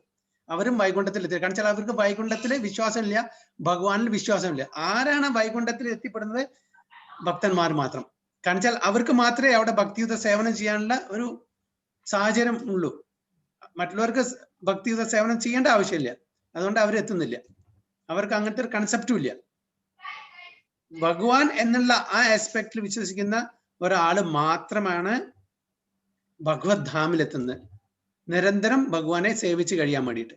മറ്റുള്ളവർക്ക് സേവനം ഇല്ല, ഡിവോഷണൽ സർവീസ് ഇല്ല. അവർക്ക് ജ്ഞാനം അല്ലെങ്കിൽ ഈ ബ്രഹ്മത്തിലുള്ള ആ ലയനം, അത് മാത്രമേ ഉള്ളൂ. അപ്പൊ അതുകൊണ്ടാണ് ഭഗവാനെ അറിയുന്ന ആൾക്കാരാണ് ഏറ്റവും ടോപ്പ് മോസ്റ്റ്, അവരാണ് ഭക്തന്മാർ എന്ന് പറയുന്നത്. മറ്റുള്ളവരൊക്കെ ബ്രഹ്മത്തിലാണ് ലയിക്കുന്നത്. അതെ, ജ്ഞാനികൾ ബ്രഹ്മത്തില്, പരമാത്മവാദികളും at the end of the day they will go there. ഭക്തന്മാർ മാത്രമാണ് വൈകുണ്ഠത്തിൽ പോകുന്നുള്ളൂ, വൈകുണ്ഠത്തിലോ ഗോലോകത്തിലോ പോകുന്നുള്ളൂ. അവിടെ എറ്റേണലി ഭഗവാന്റെ സേവകന്മാരായിട്ട് അവരവിടെ ആസ്വദിച്ച് ജീവിക്കുന്നു, ആനന്ദത്തോടുകൂടി ജീവിക്കുന്നു. മറ്റുള്ളവർക്ക് ആനന്ദമില്ല, ഹാപ്പിനെസ് ഇല്ല, അവിടെ ശാന്തി സമാധാനം. പക്ഷെ അത് കുറെ കാലം കഴിഞ്ഞ് തിരിച്ചു വരും വേണം. പ്രഭുജി, അപ്പൊ ബ്രഹ്മജ്യോതിയിലെ ത്രിഗുണങ്ങള് വരുന്നുണ്ടോ പ്രഭുജി? ഇല്ല ഇല്ല ഇല്ല, ത്രിഗുണങ്ങൾക്ക് അതീതമാണ് ബ്രഹ്മജ്യോതി. അപ്പോ പ്രഭുജി, അപ്പൊ അവിടെ കുറെ കാലം നമ്മൾ അങ്ങനെ കഴിഞ്ഞു കഴിഞ്ഞാൽ വാസനകള് വീണ്ടും ആഗ്രഹങ്ങൾ വരണമെങ്കിൽ നമുക്ക് ഈ ഗുണങ്ങളായിട്ട് ബന്ധം വരണ്ടേ പ്രഭുജി? അതന്നെ, നമ്മളെല്ലാം എന്താണ് നമുക്കുള്ള ഒരു പ്രത്യേകത എന്താണ്? നമ്മൾ ഏത് എനർജിയിലാണ് ഭഗവാന്റെ? നമ്മള് എക്സ്റ്റേണൽ എനർജി അല്ല, സോറി, മാർജിനൽ എനർജിയില്. ഈ മാർജിനൽ എനർജിയിലൂടെ വരുന്ന ഈ ജീവജാലങ്ങൾക്ക്, എസ്പെഷ്യലി മനുഷ്യർക്ക് കിട്ടിയിട്ടുള്ള ഒരു പ്രത്യേകത എന്താണ്? ഫ്രീ വിൽ ഉണ്ട് പ്രഭുജി. ആ ഫ്രീ വില്ല് നമുക്ക് എവിടെ വേണമെങ്കിൽ എക്സസൈസ് ചെയ്യാം, ഈവൻ വൈകുണ്ഠത്തിലും എക്സസൈസ് ചെയ്യാം. അതെ, അതുകൊണ്ടാണല്ലോ നമ്മൾക്ക്, അതാണല്ലോ ഭഗവാൻ പറയുന്നത്, ഭഗവാൻ അർജുനോട് പറയുന്നത്, എനിക്ക് ഞാൻ പറയേണ്ടത് പറഞ്ഞു. ഓക്കെ, യഥാച്ഛസി എന്താ പറയുന്നത് ഭഗവാൻ അർജുനോട്? Now you do whatever you want to do. I have given you that right knowledge. It is up to you to accept or reject. യഥാച്ഛസി തഥാ ഗുരു. What is that? ഞാൻ മറന്നത്. എന്താണ് നിങ്ങൾക്ക് ഇഷ്ടം അതുപ്രകാരം ചെയ്യാനുള്ള സ്വാതന്ത്ര്യമുണ്ട്. അപ്പൊ നമ്മൾ ബ്രഹ്മജ്യോതിയിലായാലും ശരി, ഭൗതിക എന്താ പറയുക ലോകത്താണ് ശരി, ആധ്യാത്മിക ലോകത്ത് നമ്മൾ എന്ത് ചെയ്യണം എന്നുള്ള ആ ഫ്രീ വില്ല് എല്ലാ ജീവജാലങ്ങൾക്കും കൊടുത്തിട്ടുണ്ട്. ഓഫ് കോഴ്സ് ഈ ഭൗതിക ലോകത്തിൽ അതിന് മനുഷ്യന് മാത്രമേ ഉള്ളൂ, മറ്റുള്ള ജീവജാലങ്ങൾക്കില്ല. അപ്പൊ മനുഷ്യന് അത് എക്സസൈസ് ചെയ്യാനുള്ള ഫ്രീ വില്ലുണ്ട്. തിരിച്ചു വീണ്ടും വരാം. പക്ഷെ സാധാരണ ഞാൻ എപ്പോഴും പറയുന്ന പോലെ ഒരു എന്താ പറയുക, പാപി, ഒരു കുറ്റം ചെയ്ത ആള് കുറേ വർഷം എന്താ പറയുക ജയിൽവാസം കഴിഞ്ഞിട്ട് ഒരുപാട് ബുദ്ധിമുട്ട്, ഒരുപാട് പണിഷ്മെന്റും ശിക്ഷകളൊക്കെ അനുഭവിച്ചിട്ട് തിരിച്ച് പുറത്തു വരുമ്പോ വീണ്ടും അങ്ങനത്തെ ഒരു കുറ്റം ചെയ്യുന്നുണ്ടെങ്കിൽ അയാൾ അങ്ങനത്തെ ആളായിരിക്കണം. So a same person, little common sense ഉള്ള ഒരാള് ഒരിക്കലും അങ്ങനത്തെ കാര്യം വീണ്ടും ചെയ്യില്ല. അപ്പൊ നമ്മള് അതുകൊണ്ടാണ് ഭഗവാൻ തന്നെ തദ് ഭാഷയതോ സൂര്യോ ന ശശാങ്കോ ന പാവക യത് ഗത്വാൻ അനുവർത്തന്തെ തദ്ധാമ മരമ. അതായത് ഈ this abode of mine is not illumined by sunlight, moonlight or electricity. One who comes to my abode will never return to this material world. And അർത്ഥം എന്താ? Practically they will never return. കാരണം അവർക്കറിയാം ഈ ഭൗതിക ലോകം, ഈ സംസാര സാഗരം ദുഃഖഭരിതമാണ്, full of miseries and temporary. അപ്പൊ അങ്ങനത്തെ ലോകത്തിലേക്ക് വീണ്ടും ആരാണ് വരാൻ ആഗ്രഹിക്കുക?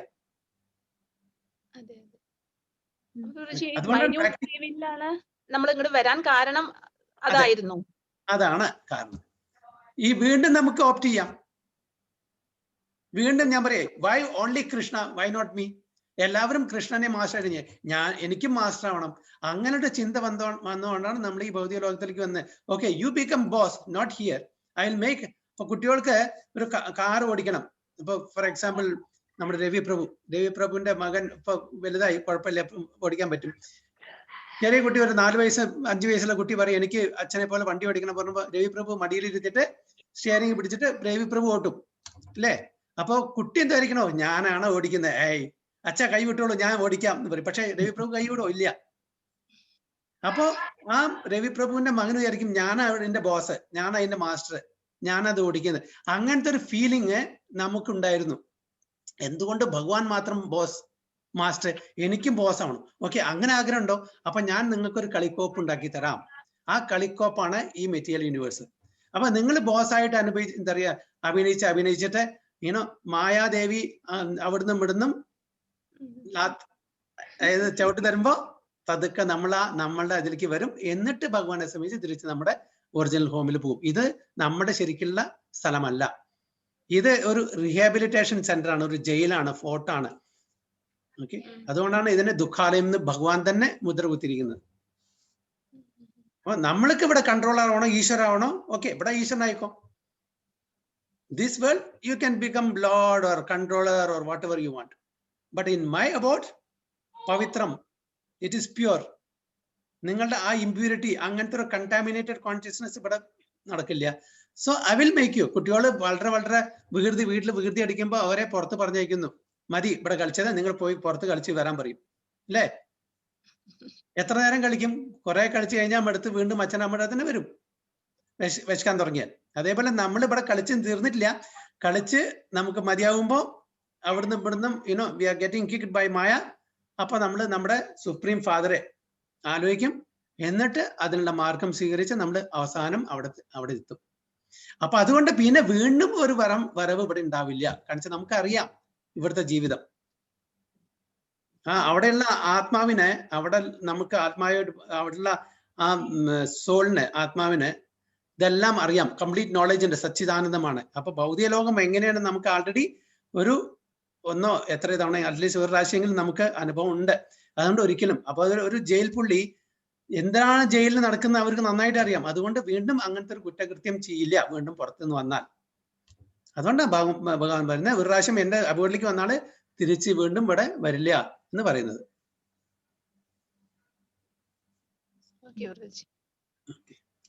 പ്രഭുജി ഹരേ കൃഷ്ണ. പ്രഭുജി പറഞ്ഞില്ല 18.63 ശ്ലോകം, യഥേച്ഛസി തഥാ ഗുരു. യഥേച്ഛതി തഥാ ഗുരു.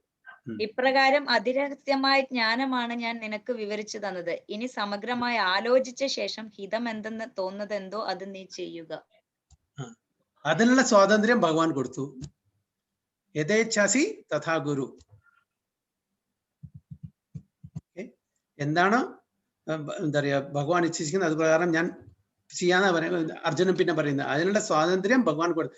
ഭഗവാൻ ഒരിക്കലും നമ്മളെ പിന്നെ ഫോഴ്സ് ചെയ്യില്ല, കമ്പൽ ചെയ്യില്ല. അങ്ങനെ ആയിരുന്നെങ്കിൽ നമ്മൾ ഇങ്ങനെ ആവില്ല. നമ്മളെല്ലാം റോബോട്ടിക്കസ് ആവും. റോബോട്ടിന് സ്വാതന്ത്ര്യം ഉണ്ടോ? എന്താണ് പ്രോഗ്രാം ചെയ്തിരിക്കുന്നത് അതനുസരിച്ച് റോബോട്ട് പ്രവർത്തിക്കുന്നു. അപ്പൊ അതേപോലെ ഭഗവാൻ എങ്ങനെ നമ്മളെ പ്രോഗ്രാം ചെയ്ത് അതനുസരിച്ച് നമ്മൾ പ്രവർത്തിക്കുന്നു. അങ്ങനെയല്ലോ. നമ്മൾ പലപ്പോഴും ഈ കുറ്റങ്ങളെല്ലാം, നല്ലത് വന്നാൽ നമ്മളും ക്രെഡിറ്റ് എടുക്കും, ചീത്ത വന്നാൽ അത് ഭഗവാന് പറയും ഇല്ലേ? നല്ലത് വന്നാൽ അത് എന്റെ കഴിവ്, എന്റെ ബുദ്ധി, എന്റെ കഴിവ്, എന്റെ എന്താ പറയാ ആ ഇൻഫ്ലുവൻസ് എന്തായാലും അതൊക്കെ ഭഗവാൻ, നമ്മുടെ വിധി. അപ്പൊ അത് എന്റെ അല്ല. അപ്പൊ നമ്മൾ ഉടനെ പ്ലേറ്റ് മാറ്റും. ഭഗവാൻ അങ്ങനെ ഇച്ഛിച്ചിരിക്കുന്ന അങ്ങനെ സംഭവിക്കുമല്ലോ. ഭഗവാൻ ഇച്ഛിച്ച്, നമ്മളാണ് നമ്മളുടെ ഓരോ കർമ്മത്തിന്റെയും കാരണക്കാരൻ. നമ്മൾക്ക് എന്ത് വരുന്നോ അതെല്ലാം നമ്മൾ ചെയ്ത കാരണങ്ങളാണ്, ഭഗവാനല്ല. ഭഗവാൻ നമുക്ക് സ്വാതന്ത്ര്യം തന്നു, ഭഗവാൻ നല്ലതും ചീത്തയും പറഞ്ഞു തന്നു. നമ്മൾ നല്ലത് ചെയ്താൽ നമുക്ക് നല്ലത് കിട്ടും, ചീത്ത ചെയ്താൽ ചീത്ത കിട്ടും. ഭഗവാൻ അതിന് യാതൊരു റോളും ഇല്ല. നമ്മുടെ കർമ്മത്തില് ഭഗവാന് യാതൊരു റോളും ഇല്ല. ഇത് വളരെ ക്ലിയർ ആയിട്ട് സ്പഷ്ടമായിട്ട് മനസ്സിലാക്കണം. നമ്മൾ അനുഭവിക്കുന്ന നല്ലതും ചീത്തയും ഭഗവാന് യാതൊരു ഇതുമില്ല, റോളും ഇല്ല. അല്ല പ്രഭു, നമ്മുടെ കഷ്ടങ്ങളിൽ നമ്മൾ കുറച്ചു തരാൻ ഭഗവാന് പറ്റില്ലേ അല്ലേ? നമ്മൾ ആത്മസമർപ്പണം ചെയ്താൽ അത് ചെയ്യും. നമ്മുടെ കർമ്മത്തില് അദ്ദേഹത്തിന് നമ്മൾ ഇന്നത് അനുഭവിക്കുന്നു, അത് ഭഗവാൻ കാരണമല്ല എന്നേ പറയുന്നത്. നമ്മൾ എന്താണോ അനുഭവിക്കുന്നത്, നല്ലതായാലും ചീത്തയായാലും, അതിന്റെ കാരണക്കാരൻ ഞാൻ സ്വന്തമാണ്. എനിക്ക് വേറെ ഒരു രണ്ടാമത്തെ ആളെ എനിക്ക് തൊട്ട് കാണിക്കാൻ പറ്റില്ല. ഞാൻ ഇപ്പൊ എന്ത് എന്താ പറയാ അനുഭവിക്കുന്നത്, നല്ലതായാലും ചീത്തയായാലും ശരി, ഞാൻ എന്തുകൊണ്ടാണ് ഇങ്ങനെ, അത് ഞാൻ തന്നെ കാരണമാണ്. അതിനെനിക്ക് എന്റെ ഭാര്യ അല്ലെങ്കിൽ ഒരാൾക്ക് ഭർത്താവിനെ അല്ലെങ്കിൽ കുട്ടികളെ അച്ഛനെ ഒന്നും തൊട്ട് കാണിക്കാൻ പറ്റില്ല, ഭഗവാനെയും തൊട്ട്. ഞാൻ ഇന്ന് ഇങ്ങനെ ഇരിക്കുന്നത് എന്റേതായിട്ടുള്ള ആ ഒരൊറ്റ സ്വന്തം തീരുമാനമാണ്. Is it clear? സംശയം ഉണ്ട് തോന്നുന്നു നിഷ മാധവിക്ക്. പറഞ്ഞോളൂ, കുഴപ്പമില്ല. അപ്പൊ പ്രഭുജി നമുക്ക് അഹങ്കാരം വരില്ലേ? ഞാൻ നന്നായിട്ടിരിക്കണേ, ഇത് ഞാൻ എന്റെ ഇത് കാരണമാണ് ഞാൻ ഇത് അനുഭവിക്കുന്നത് എന്നുള്ള ഒരു അഹങ്കാരം വരില്ലേ പ്രഭുജി? അവിടെ ഭഗവാൻ ചിന്തിക്കില്ലേ? അല്ലല്ല, നമ്മുടെ കർമ്മഫലത്തിന്റെ കാര്യത്തിന് ഞാൻ പറയുള്ളൂ. നമ്മുടെ കർമ്മം നമ്മൾ അനുഭവിക്കുന്ന, ഞാൻ എന്ത് ചെയ്യുന്നു അതിന് for every action there is an equal and opposite reaction. ഭഗവാൻ നമ്മളെ കൊണ്ട് ചെയ്യിക്കുന്നില്ല. നമുക്ക് സ്വാതന്ത്ര്യം തന്നിട്ടുണ്ട്. ഇന്നത് ശരി, ഇന്നത് തെറ്റെന്ന് പറഞ്ഞ് ഗ്രന്ഥങ്ങളിലൂടെ ശാസ്ത്രങ്ങളിലൂടെ പറഞ്ഞു തന്നിട്ടുണ്ട്. പക്ഷെ നമ്മൾ എന്തു ചെയ്യുന്നു എന്ന് ഭഗവാൻ കൺട്രോൾ ചെയ്യുന്നില്ല. ഭഗവാൻ സാങ്ഷൻ ചെയ്യുന്നുണ്ട്. നമ്മളുടെ ആഗ്രഹം എന്താണെന്ന് വെച്ചാൽ, ഇപ്പൊ നമുക്ക് ബോസ് ആവണം, കൺട്രോളർ ആവണം, ഓക്കെ ആയിക്കോ, ഞാൻ സാങ്ഷൻ ചെയ്യുന്നു. പക്ഷെ ഇവിടെ പറ്റില്ല. ഈ ആധ്യാത്മിക ലോകത്തില് കള്ളന്മാരെ ഞാൻ വെച്ച് പുലർത്തില്ല. അതിനൊരു സ്ഥലമുണ്ട്. അതാണ് സംസാര സാഗരം, ഭൗതിക ലോകം. കള്ളന്മാരെ എവിടെ സാധാരണ ഗവൺമെന്റ് ഇടാറ്? ജയിലില് അല്ലേ? അപ്പൊ അവിടെ ചെന്നിട്ട് നിങ്ങൾക്ക് എന്ത് വേണമെങ്കിൽ കാണിച്ചോളൂ. പക്ഷെ ഓരോ ചെയ്യുന്ന കാര്യത്തിന്റെയും ഉത്തരവാദിത്യം സ്വയം ഏറ്റെടുക്കണം. പ്രവൃത്തിയിൽ കുറെയൊക്കെ നമ്മുടെ മുൻകാലത്തിലത്തെ കർമ്മഫലങ്ങൾ നമ്മൾക്ക് ഉണ്ടാവും എന്ന് പറയുന്നുണ്ടല്ലോ. അതന്നെ പറഞ്ഞ, അത് നമ്മൾ ചെയ്ത കർമ്മല്ലേ? അത് നമ്മൾ ചെയ്ത കർമ്മമാണല്ലോ. ഭഗവാൻ നമ്മളെ കൊണ്ട് ചെയ്യിപ്പിക്കുന്നില്ല. ഞാൻ പറയുന്നത് പറഞ്ഞു വരുന്നത്, ഭഗവാൻ നമ്മളെ ഒരിക്കലും ഒരു കാര്യം ചെയ്യിക്കുന്നില്ല, ചെയ്യാൻ നിർബന്ധിക്കുന്നില്ല.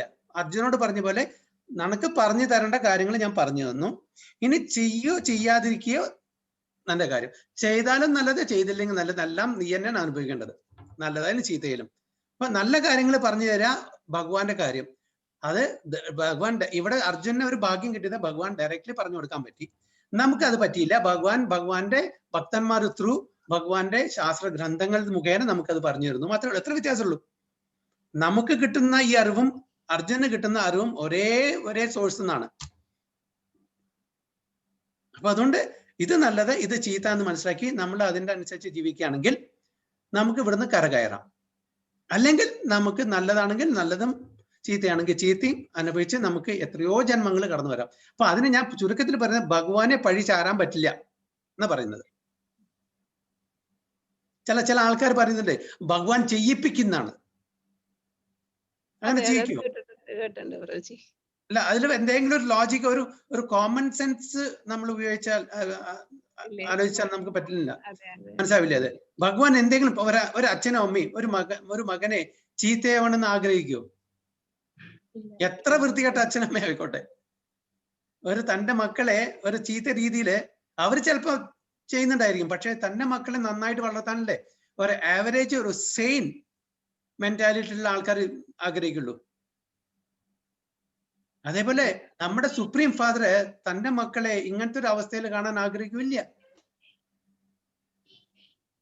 അപ്പൊ ഭഗവാൻ ഒരിക്കലും നമ്മളുടെ ചീത്ത കാര്യങ്ങളിൽ ഏർപ്പെടുത്തില്ല. പക്ഷെ എന്നാ പിന്നെ എന്തിനാണ് സാങ്ഷൻ ചെയ്യുന്നത് ചോദിക്കും. ഭഗവാന്റെ സാങ്ഷൻ ഇല്ലാണ്ട് നമ്മൾ ചെയ്യില്ല, അത് ഉറപ്പല്ലേ? അതാണ് നമ്മൾ ആഗ്രഹിക്കുന്നത്. സോ അപ്പൊ ഭഗവാൻ പറയുന്നത് തഥാസ്തു. അതാണ് നിന്റെ ആഗ്രഹം. കാണിച്ചാൽ നിനക്ക് ഫ്രീ വില്ലുണ്ട്, നല്ലതും ചീത്തയും തിരിച്ചറിവാനുള്ള അറിവും തന്നിട്ടുണ്ട്, അതിനുള്ള വഴിയും പറഞ്ഞു തന്നിട്ടുണ്ട്. എന്നിട്ടും നിന്റെ ആഗ്രഹം അതാണെങ്കിൽ നടക്കട്ടെ, സോ ബീറ്റ്. അതാണ് തഥാസ്തു. അപ്പൊ അങ്ങനെ സംഭവിക്കുന്നു.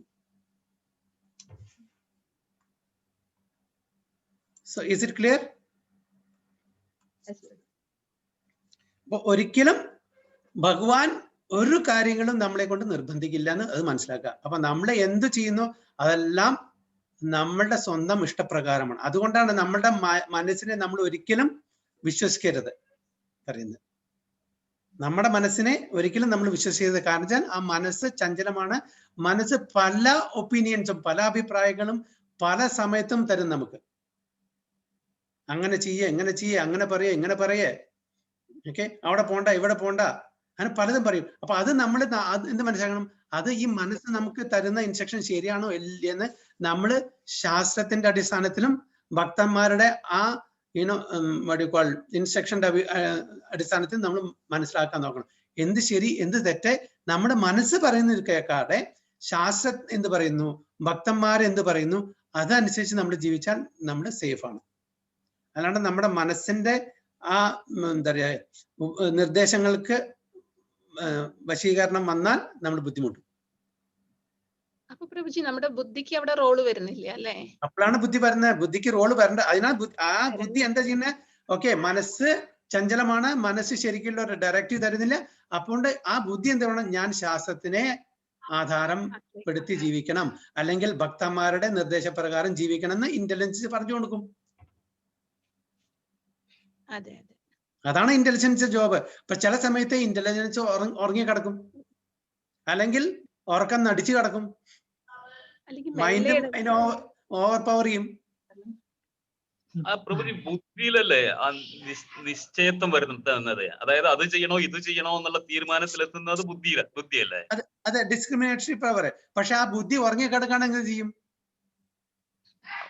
ബുദ്ധി ഉറങ്ങി കിടക്കില്ലല്ലോ. അതായത് ഇപ്പോ എന്താ പറയുന്നത്, പൊട്ട തീരുമാനങ്ങൾ എടുക്കും, നല്ല തീരുമാനങ്ങൾ എടുക്കില്ല. അതന്നെ തീരുമാനം എടുക്കുന്നത് ബുദ്ധിയാണല്ലോ. ബുദ്ധി എന്ന് പറഞ്ഞാൽ ഡിസ്ക്രിമിനേറ്ററി പവറുള്ള ഒരു ഇതാണ്. അപ്പൊ അതിന് മന്ദബുദ്ധി എന്ന് പറഞ്ഞാൽ അപ്പൊ എന്ത് ചെയ്യും? അപ്പൊ നമുക്ക് എന്ത് ചെയ്യണം? അപ്പൊ നമ്മുടെ ബുദ്ധി ശരിക്കും വളർന്നിട്ടില്ല, വികസിച്ചിട്ടില്ല. അപ്പൊ എന്ത് ചെയ്യണം നമ്മള്? ശാസ്ത്രങ്ങളെ ഡിപ്പെൻഡ് ചെയ്തിട്ട്. അതുകൊണ്ട് നമുക്ക് നമ്മുടെ മനസ്സിനും വിശ്വാസമില്ല, നമ്മുടെ ബുദ്ധിയും വികസിച്ചിട്ടില്ല മറ്റുള്ളവരെ പോലെ. അപ്പൊ നമ്മള് മറ്റുള്ളവരെ എന്താ പറയുക സഹായം തേടണം. ബുദ്ധി നല്ല ബുദ്ധിയുള്ള ആൾക്കാരെ, ശാസ്ത്രത്തിന്. അതാണ് കുഴപ്പം. അപ്പൊ ഇത് അവിടെയാണ് കുഴപ്പം. അതായത് ഞാൻ മാത്രമാണ് ബുദ്ധിമാൻ, ഞാൻ പറയുന്നതെല്ലാം ശരി, ബാക്കി എല്ലാവരും തെറ്റ്. I am okay, you are not okay. ഇങ്ങനത്തെ ഒരു മെന്റാലിറ്റി ആണെങ്കിൽ ഒരിക്കലും നമുക്ക് പുരോഗതി ഉണ്ടാവില്ല. എപ്പോഴും ഒരു ഹ്യൂമിലിറ്റി കാണിച്ച പല സ്ഥലത്തുനിന്നും. അതുകൊണ്ടല്ലേ ഭാഗവത്ത് 24 ഗുരുക്കന്മാരെ പറഞ്ഞു കൊടുത്തിരിക്കുന്നത് അവധൂത ബ്രാഹ്മണന്. അതായത് പലവരിൽ നിന്നും നമുക്ക് പലതും പഠിക്കാനുണ്ട്. ഒരു പാമ്പിൽ നിന്ന്, ഒരു പക്ഷിയിൽ നിന്ന്, ഭൂമിയിൽ നിന്ന്, എല്ലാവരിൽ നിന്നും ഓരോ പാഠങ്ങൾ പഠിക്കാനുണ്ട്. അപ്പൊ അത് നമ്മൾ എടുക്കണം. ഞാൻ തന്നെ എല്ലാം അറിവുള്ള ആളെന്ന് വിചാരിച്ച് നടന്നാൽ ഒരിക്കലും എനിക്ക് പഠിക്കാൻ പറ്റില്ല. അപ്പൊ അതുകൊണ്ട് നമ്മൾ എവിടുന്ന് പഠിക്കണം, ആരെന്ന് കേൾക്കണം എന്ന് ശാസ്ത്രം വളരെ നന്നായി പറഞ്ഞിട്ടുണ്ട്. അപ്പൊ അതാണ് പറഞ്ഞിരിക്കുന്നത്. എസ്പെഷ്യലി നമ്മുടെ പത്മപുരാണത്തിൽ പറഞ്ഞിട്ടുണ്ട്. നമ്മളുടെ ഈ പത്മപുരാണത്തിൽ ഒരു സ്പെസിഫിക് ശ്ലോകം ഉണ്ട്. അപ്പൊ നമ്മൾ ആധ്യാത്മിക ജീവിതം വളരെ വളരെ വിജയമായിട്ട് നടത്തുന്നുണ്ടെങ്കിൽ നമ്മള് സമ്പ്രദായത്തില് ചേരണം. ഒരു സമ്പ്രദായമായിട്ട് ഒരു കണക്ഷൻ വരണം. ആ സമ്പ്രദായം വളരെ ക്ലിയർ ആയിട്ട് പറഞ്ഞ 4 സമ്പ്രദായം പറഞ്ഞിരിക്കുന്നത് പത്മപുരാണത്തിൽ കൊടുത്തിരിക്കുന്നതാണ്. ആ ശ്ലോകം അറിയോ? ശ്ലോകം അറിയില്ല. എന്താണെന്നറിയോ? രുദ്രസമ്പ്രദായം, സമ്പ്രദായം. അപ്പൊ അത് പറഞ്ഞിട്ടുണ്ട്. അതായത് ശ്രീ സമ്പ്രദായം, രുദ്ര സമ്പ്രദായം, ബ്രഹ്മ സമ്പ്രദായം, കുമാര സമ്പ്രദായം. അവരുടെ റീസെന്റ് പ്രൊമിനന്റ് ആചാര്യ രാമാനുജാചാര്യ, വിഷ്ണു സ്വാമി, റിംബാർക്ക സ്വാമി, ഇതെല്ലാം ആ ശ്ലോകത്തിൽ പറഞ്ഞു. ഇതിൽ കൂടെ നമ്മള് ഈ ലിങ്കിൽ പെട്ട് നമ്മള്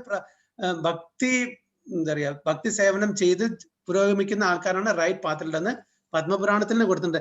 മറ്റുള്ള ആൾക്കാര് they may be practicing but they are misdirected, they are not right in the path. അപ്പൊ അങ്ങനെ പുരാണങ്ങളില് ഭഗവാൻ പറയുമ്പോൾ നമ്മൾ എന്ത് ചെയ്യണം? അതനുസരിച്ച് ജീവിക്കണം. അപ്പൊ അങ്ങനത്തെ സമ്പ്രദായത്തിന്റെ അവരുടെ കീഴില് നമ്മൾ അവര് പറയുന്ന അനുസരിച്ച് ജീവിക്കാൻ നോക്കണം. ഈ എല്ലാ സമ്പ്രദായങ്ങളും പ്രഭുജി, എല്ലാ സമ്പ്രദായങ്ങളും എല്ലാം വ്യത്യാസം ഉണ്ടാവോ? ഈ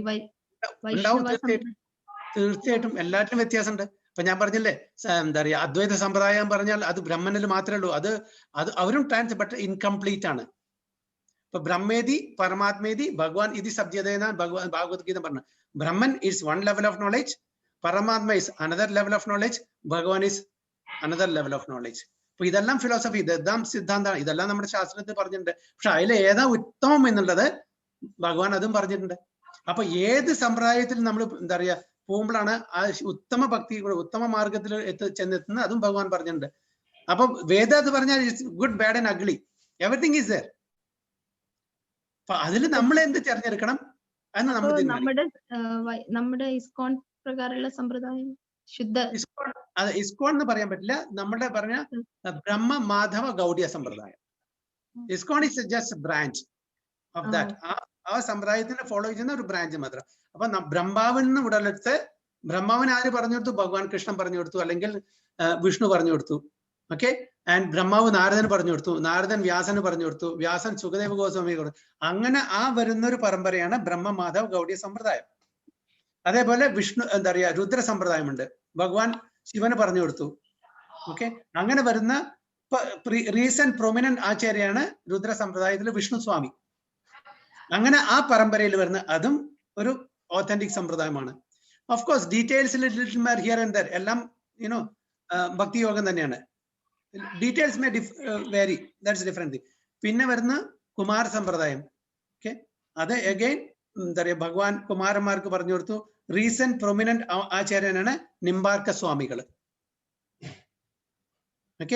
പിന്നെ വരുന്നത് ശ്രീ സമ്പ്രദായം, അത് ലക്ഷ്മിജി. ഭഗവാൻ ലക്ഷ്മിജിക്ക് പറഞ്ഞു കൊടുത്തു. അങ്ങനെ റീസെന്റ് പ്രൊമിനന്റ് ആചാര്യാണ് ആരാണ്? രാമൻ. അപ്പൊ അങ്ങനെ ഈ പല സമ്പ്രദായങ്ങളും തന്നെ കൊടുത്തിരിക്കുന്നു. സോ ഏതെങ്കിലും ഇതിൽ പെട്ടിട്ടില്ലെങ്കിൽ you are not on the right path. ഞാൻ വേണമെങ്കിൽ അത് അയച്ചു തരാം അതിന്റെ ശ്ലോകം. എനിക്ക് ഓർമ്മയില്ല, ശ്ലോകം ഓർമ്മയില്ല, പക്ഷെ ഐ നോ ഇറ്റ്. അപ്പൊ ഞാൻ അയച്ചു തരാം. അപ്പൊ ഇതാണ് ഭഗവാൻ പറഞ്ഞത്. അപ്പൊ നമ്മള് ഈ ഫോർ എക്സാമ്പിൾ നമുക്ക് പവർ ഹൗസ് ഉണ്ട്, ഇവിടെ ബൾബ് ഉണ്ട്, എനിക്ക് വയറുണ്ട്, പക്ഷെ വയറ് കട്ട് ചെയ്തിരിക്കുന്നു, ലൈറ്റ് വരുമോ? ഇല്ല. അപ്പൊ ഒരു കണക്ഷൻ വേണ്ടേ? അതേപോലെ നമുക്കും ഈ സമ്പ്രദായത്തോട് ഒരു കണക്ഷൻ വേണം. ആ കണക്ഷന് വേണ്ടിയിട്ടാണ് ഒരു സിസ്റ്റം വെച്ചിരിക്കുന്നത് ഭഗവാൻ തന്നെ. നാരദ പാഞ്ചരാത്ര വിധി പ്രകാരം നമ്മുടെ ഒരു സമ്പ്രദായത്തില് ഒരു കണക്ഷൻ വേണം. അപ്പൊ അതിനാണ് ഈ ചില സിസ്റ്റംസ് വെച്ചിരിക്കുന്നത്. ഒരു ആചാര്യനും അല്ലെങ്കിൽ ഒരു ഗുരുവും ഒരു ദീക്ഷ സമ്പ്രദായങ്ങൾ വെച്ചിരിക്കുന്നത്. അപ്പൊ അത് പ്രകാരം നമ്മൾ ജീവിക്കുകയാണെങ്കിൽ വി ഗെറ്റ് കണക്ഷൻ. അപ്പൊ അങ്ങനെ കണക്ഷൻ വരുമ്പോ ഭഗവാന്റെ മേഴ്സിന്റെ ആയിരിക്കും. ആര് നമുക്ക് ദീക്ഷ തരുന്നു ആ സ്പിരിച്വൽ മാസ്റ്ററിന്റെ അല്ലെങ്കിൽ ആ ഗുരുവിന്റെ മേഴ്സി നമുക്ക് കിട്ടും. അങ്ങനെ നമുക്ക് ഇതില് പതുക്കെ പുരോഗതി ലഭിക്കുന്നു. അതാണ് വേണ്ടത്. അല്ലാണ്ട് ഞാൻ ഇൻഡിപെൻഡന്റ് ആയിട്ട് വളരാം, ഇൻഡിപെൻഡന്റ് ആയിട്ട് നിൽക്കാം. നമ്മുടെ ഈ പൊളിറ്റിക്സുകളിലെ ഇൻഡിപെൻഡന്റ് ആയിട്ട് നമ്മൾ സീറ്റ് കൊടുക്കുന്നില്ലേ? കോൺഗ്രസിലും ഇല്ല, കമ്മ്യൂണിസ്റ്റും ഇല്ല, എന്നിട്ട് എവിടെ വെച്ചാൽ എവിടേക്ക് ചേരാ, അത് നടക്കില്ല. ആ പരിപാടി നടക്കില്ല. So we should get connected. ഏതെങ്കിലും ഒരു ഓതന്റിക് സമ്പ്രദായത്തിൽ കണക്റ്റഡ് ആവാം. Then we will reach. ഒരു ചെയിനില് ഒരുപാട് കണ്ണികളുണ്ട്, അതിലത്തെ ഏതെങ്കിലും ഒരു കണ്ണിയായിട്ട് നമ്മൾ മാറണം. അപ്പോഴേ ഒരു ചെയിൻ ആവുന്നുള്ളൂ. ആ ഒരു കണ്ണി താഴെ പോയാൽ ആ ചെയിനിലെ ഒരു ഭാഗമായിട്ട് മാറുന്നില്ല. അപ്പൊ അതാണ് സമ്പ്രദായം. വിശിഷ്ട ദൈത്യം ഈ ശുദ്ധ ദൈത്യം അത് വ്യത്യാസം എന്താ? ഇതൊക്കെ കാലക്രമേണ റിഫൈൻ ചെയ്ത് വന്നിട്ടുള്ള സിദ്ധാന്തങ്ങളാണ്. ഇപ്പൊ അൾട്ടിമേറ്റ്ലി ഇപ്പൊ നമ്മൾ ആസ് ഓഫ് നൗ ഇതെല്ലാം എല്ലാ ആചാര്യന്മാരും വന്നു, ഒരാളും കുറവല്ല, ഒരാളെയും താഴ്ത്തി പറയും വേണ്ട. പക്ഷേ ഇപ്പോ വന്ന ആചാര്യന്മാരിൽ ഏറ്റവും ലേറ്റസ്റ്റ് ആയിട്ട് വന്ന ആചാര്യൻ ആരാണ്?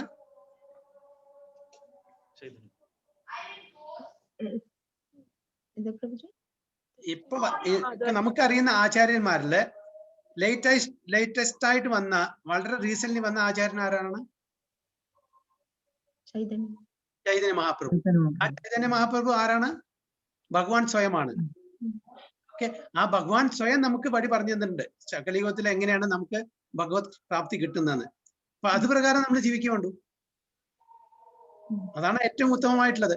മറ്റുള്ളവർ ചെയ്ത് പറഞ്ഞു തന്നെ തെറ്റാന്നല്ല പറഞ്ഞത്, പക്ഷെ അത് ടോട്ടലി റിഫൈൻഡ് ആണ്. ഇപ്പൊ ഇത്രയും കാലത്ത് വന്നിട്ടുള്ള ആചാര്യന്മാരിലെ ഏറ്റവും ലേറ്റസ്റ്റ് ആയിട്ട് വന്ന ആ ചൈതന്യ മഹാപ്രഭു ആചാര്യൻ എന്താ പറയുന്നത്, എല്ലാ സിദ്ധാന്തങ്ങളെയും ക്രോഡീകരിച്ചിട്ട് നമുക്ക് അചന്ത്യ അഭേദ തത്വം നമുക്ക് പറഞ്ഞു തന്നു.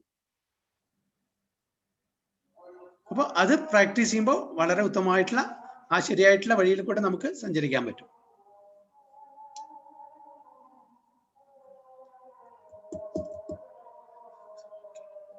ഓക്കെ, ക്ലിയർ ആയോ? പ്രഭുജി ഒരു സംശയം.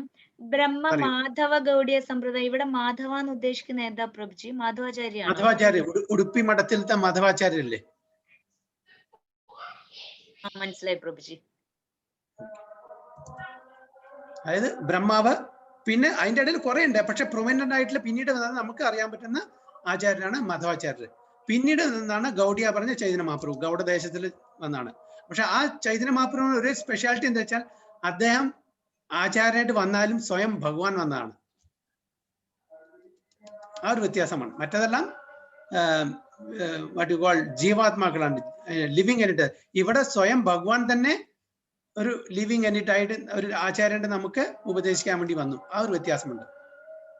ഗൗഡിയ എന്ന് പറഞ്ഞാൽ ക്ലിയർ ആയില്ലേ പ്രഭുജി? ഗൗഡി എന്ന് പറഞ്ഞാൽ ഗൗഡദേശത്തില്, ഈ ബംഗാളിലുള്ള ആ സ്ഥലത്തിനെ പറയാ ഗൗഡ എന്ന് പറയാ, ഗൗഡദേശം. ഓക്കെ, അപ്പൊ അത് ഗൗഡിയ വൈഷ്ണവാസ് എന്ന് പറയും. അപ്പൊ ആ സ്ഥലത്ത് ഉള്ള വൈഷ്ണവന്മാരെ ഗൗഡിയ വൈഷ്ണവാസ് എന്ന് പറയും. ബംഗാള് ഒറീസ ഏരിയയില് കുറച്ച് ഏരിയയിലുള്ള ആൾക്കാരെ. അപ്പൊ ഗൗഡിയ സമ്പ്രദായമാണ് പ്രഭുജി നമ്മള് ഫോളോ ചെയ്യുന്നത്. ബ്രഹ്മ മാധവ ഗൗഡിയ കാണിച്ചാൽ നമ്മൾ ഫോളോ ചെയ്യുന്ന രൂപ ഗോസ്വാമി, ഓക്കെ, ചൈതന്യ മഹാപ്രഭു. ഓക്കെ, അപ്പൊ ചൈതന്യ മഹാപ്രഭുവിന്റെ ശിഷ്യനാണ് രൂപ ഗോസ്വാമി. അപ്പൊ അവരുടെ സിദ്ധാന്തങ്ങളെ നമ്മൾ ഉൾക്കൊണ്ട് ജീവിക്കുന്നതുകൊണ്ട് ബ്രഹ്മ മാധവ ഗൗഡി സമ്പ്രദായത്തിൽ നമ്മൾ പെടുന്നു. അപ്പൊ പ്രഭുജി ഇതിലെല്ലാം വേറെയും പല ശാഖകൾ വരുന്നുണ്ടോ? എന്താ മാതാജി? ഈ ഒരു പരമ്പരയിൽ തന്നെ വേറെ ശാഖകളും വരുന്നുണ്ടോ പ്രഭുജി? ഒരുപാട് ശാഖകളുണ്ടല്ലോ, ഒരുപാട് ഗുരുക്കൾ ഉണ്ടായിരിക്കും. ഇറ്റ്സ് എ ബ്രാഞ്ച്, അതല്ലേ നമ്മൾ ബ്രാഞ്ച് ഔട്ട്. അപ്പൊ ഒരുപാട്, പക്ഷെ സിദ്ധാന്തങ്ങളെല്ലാം ഒന്ന് തന്നെ.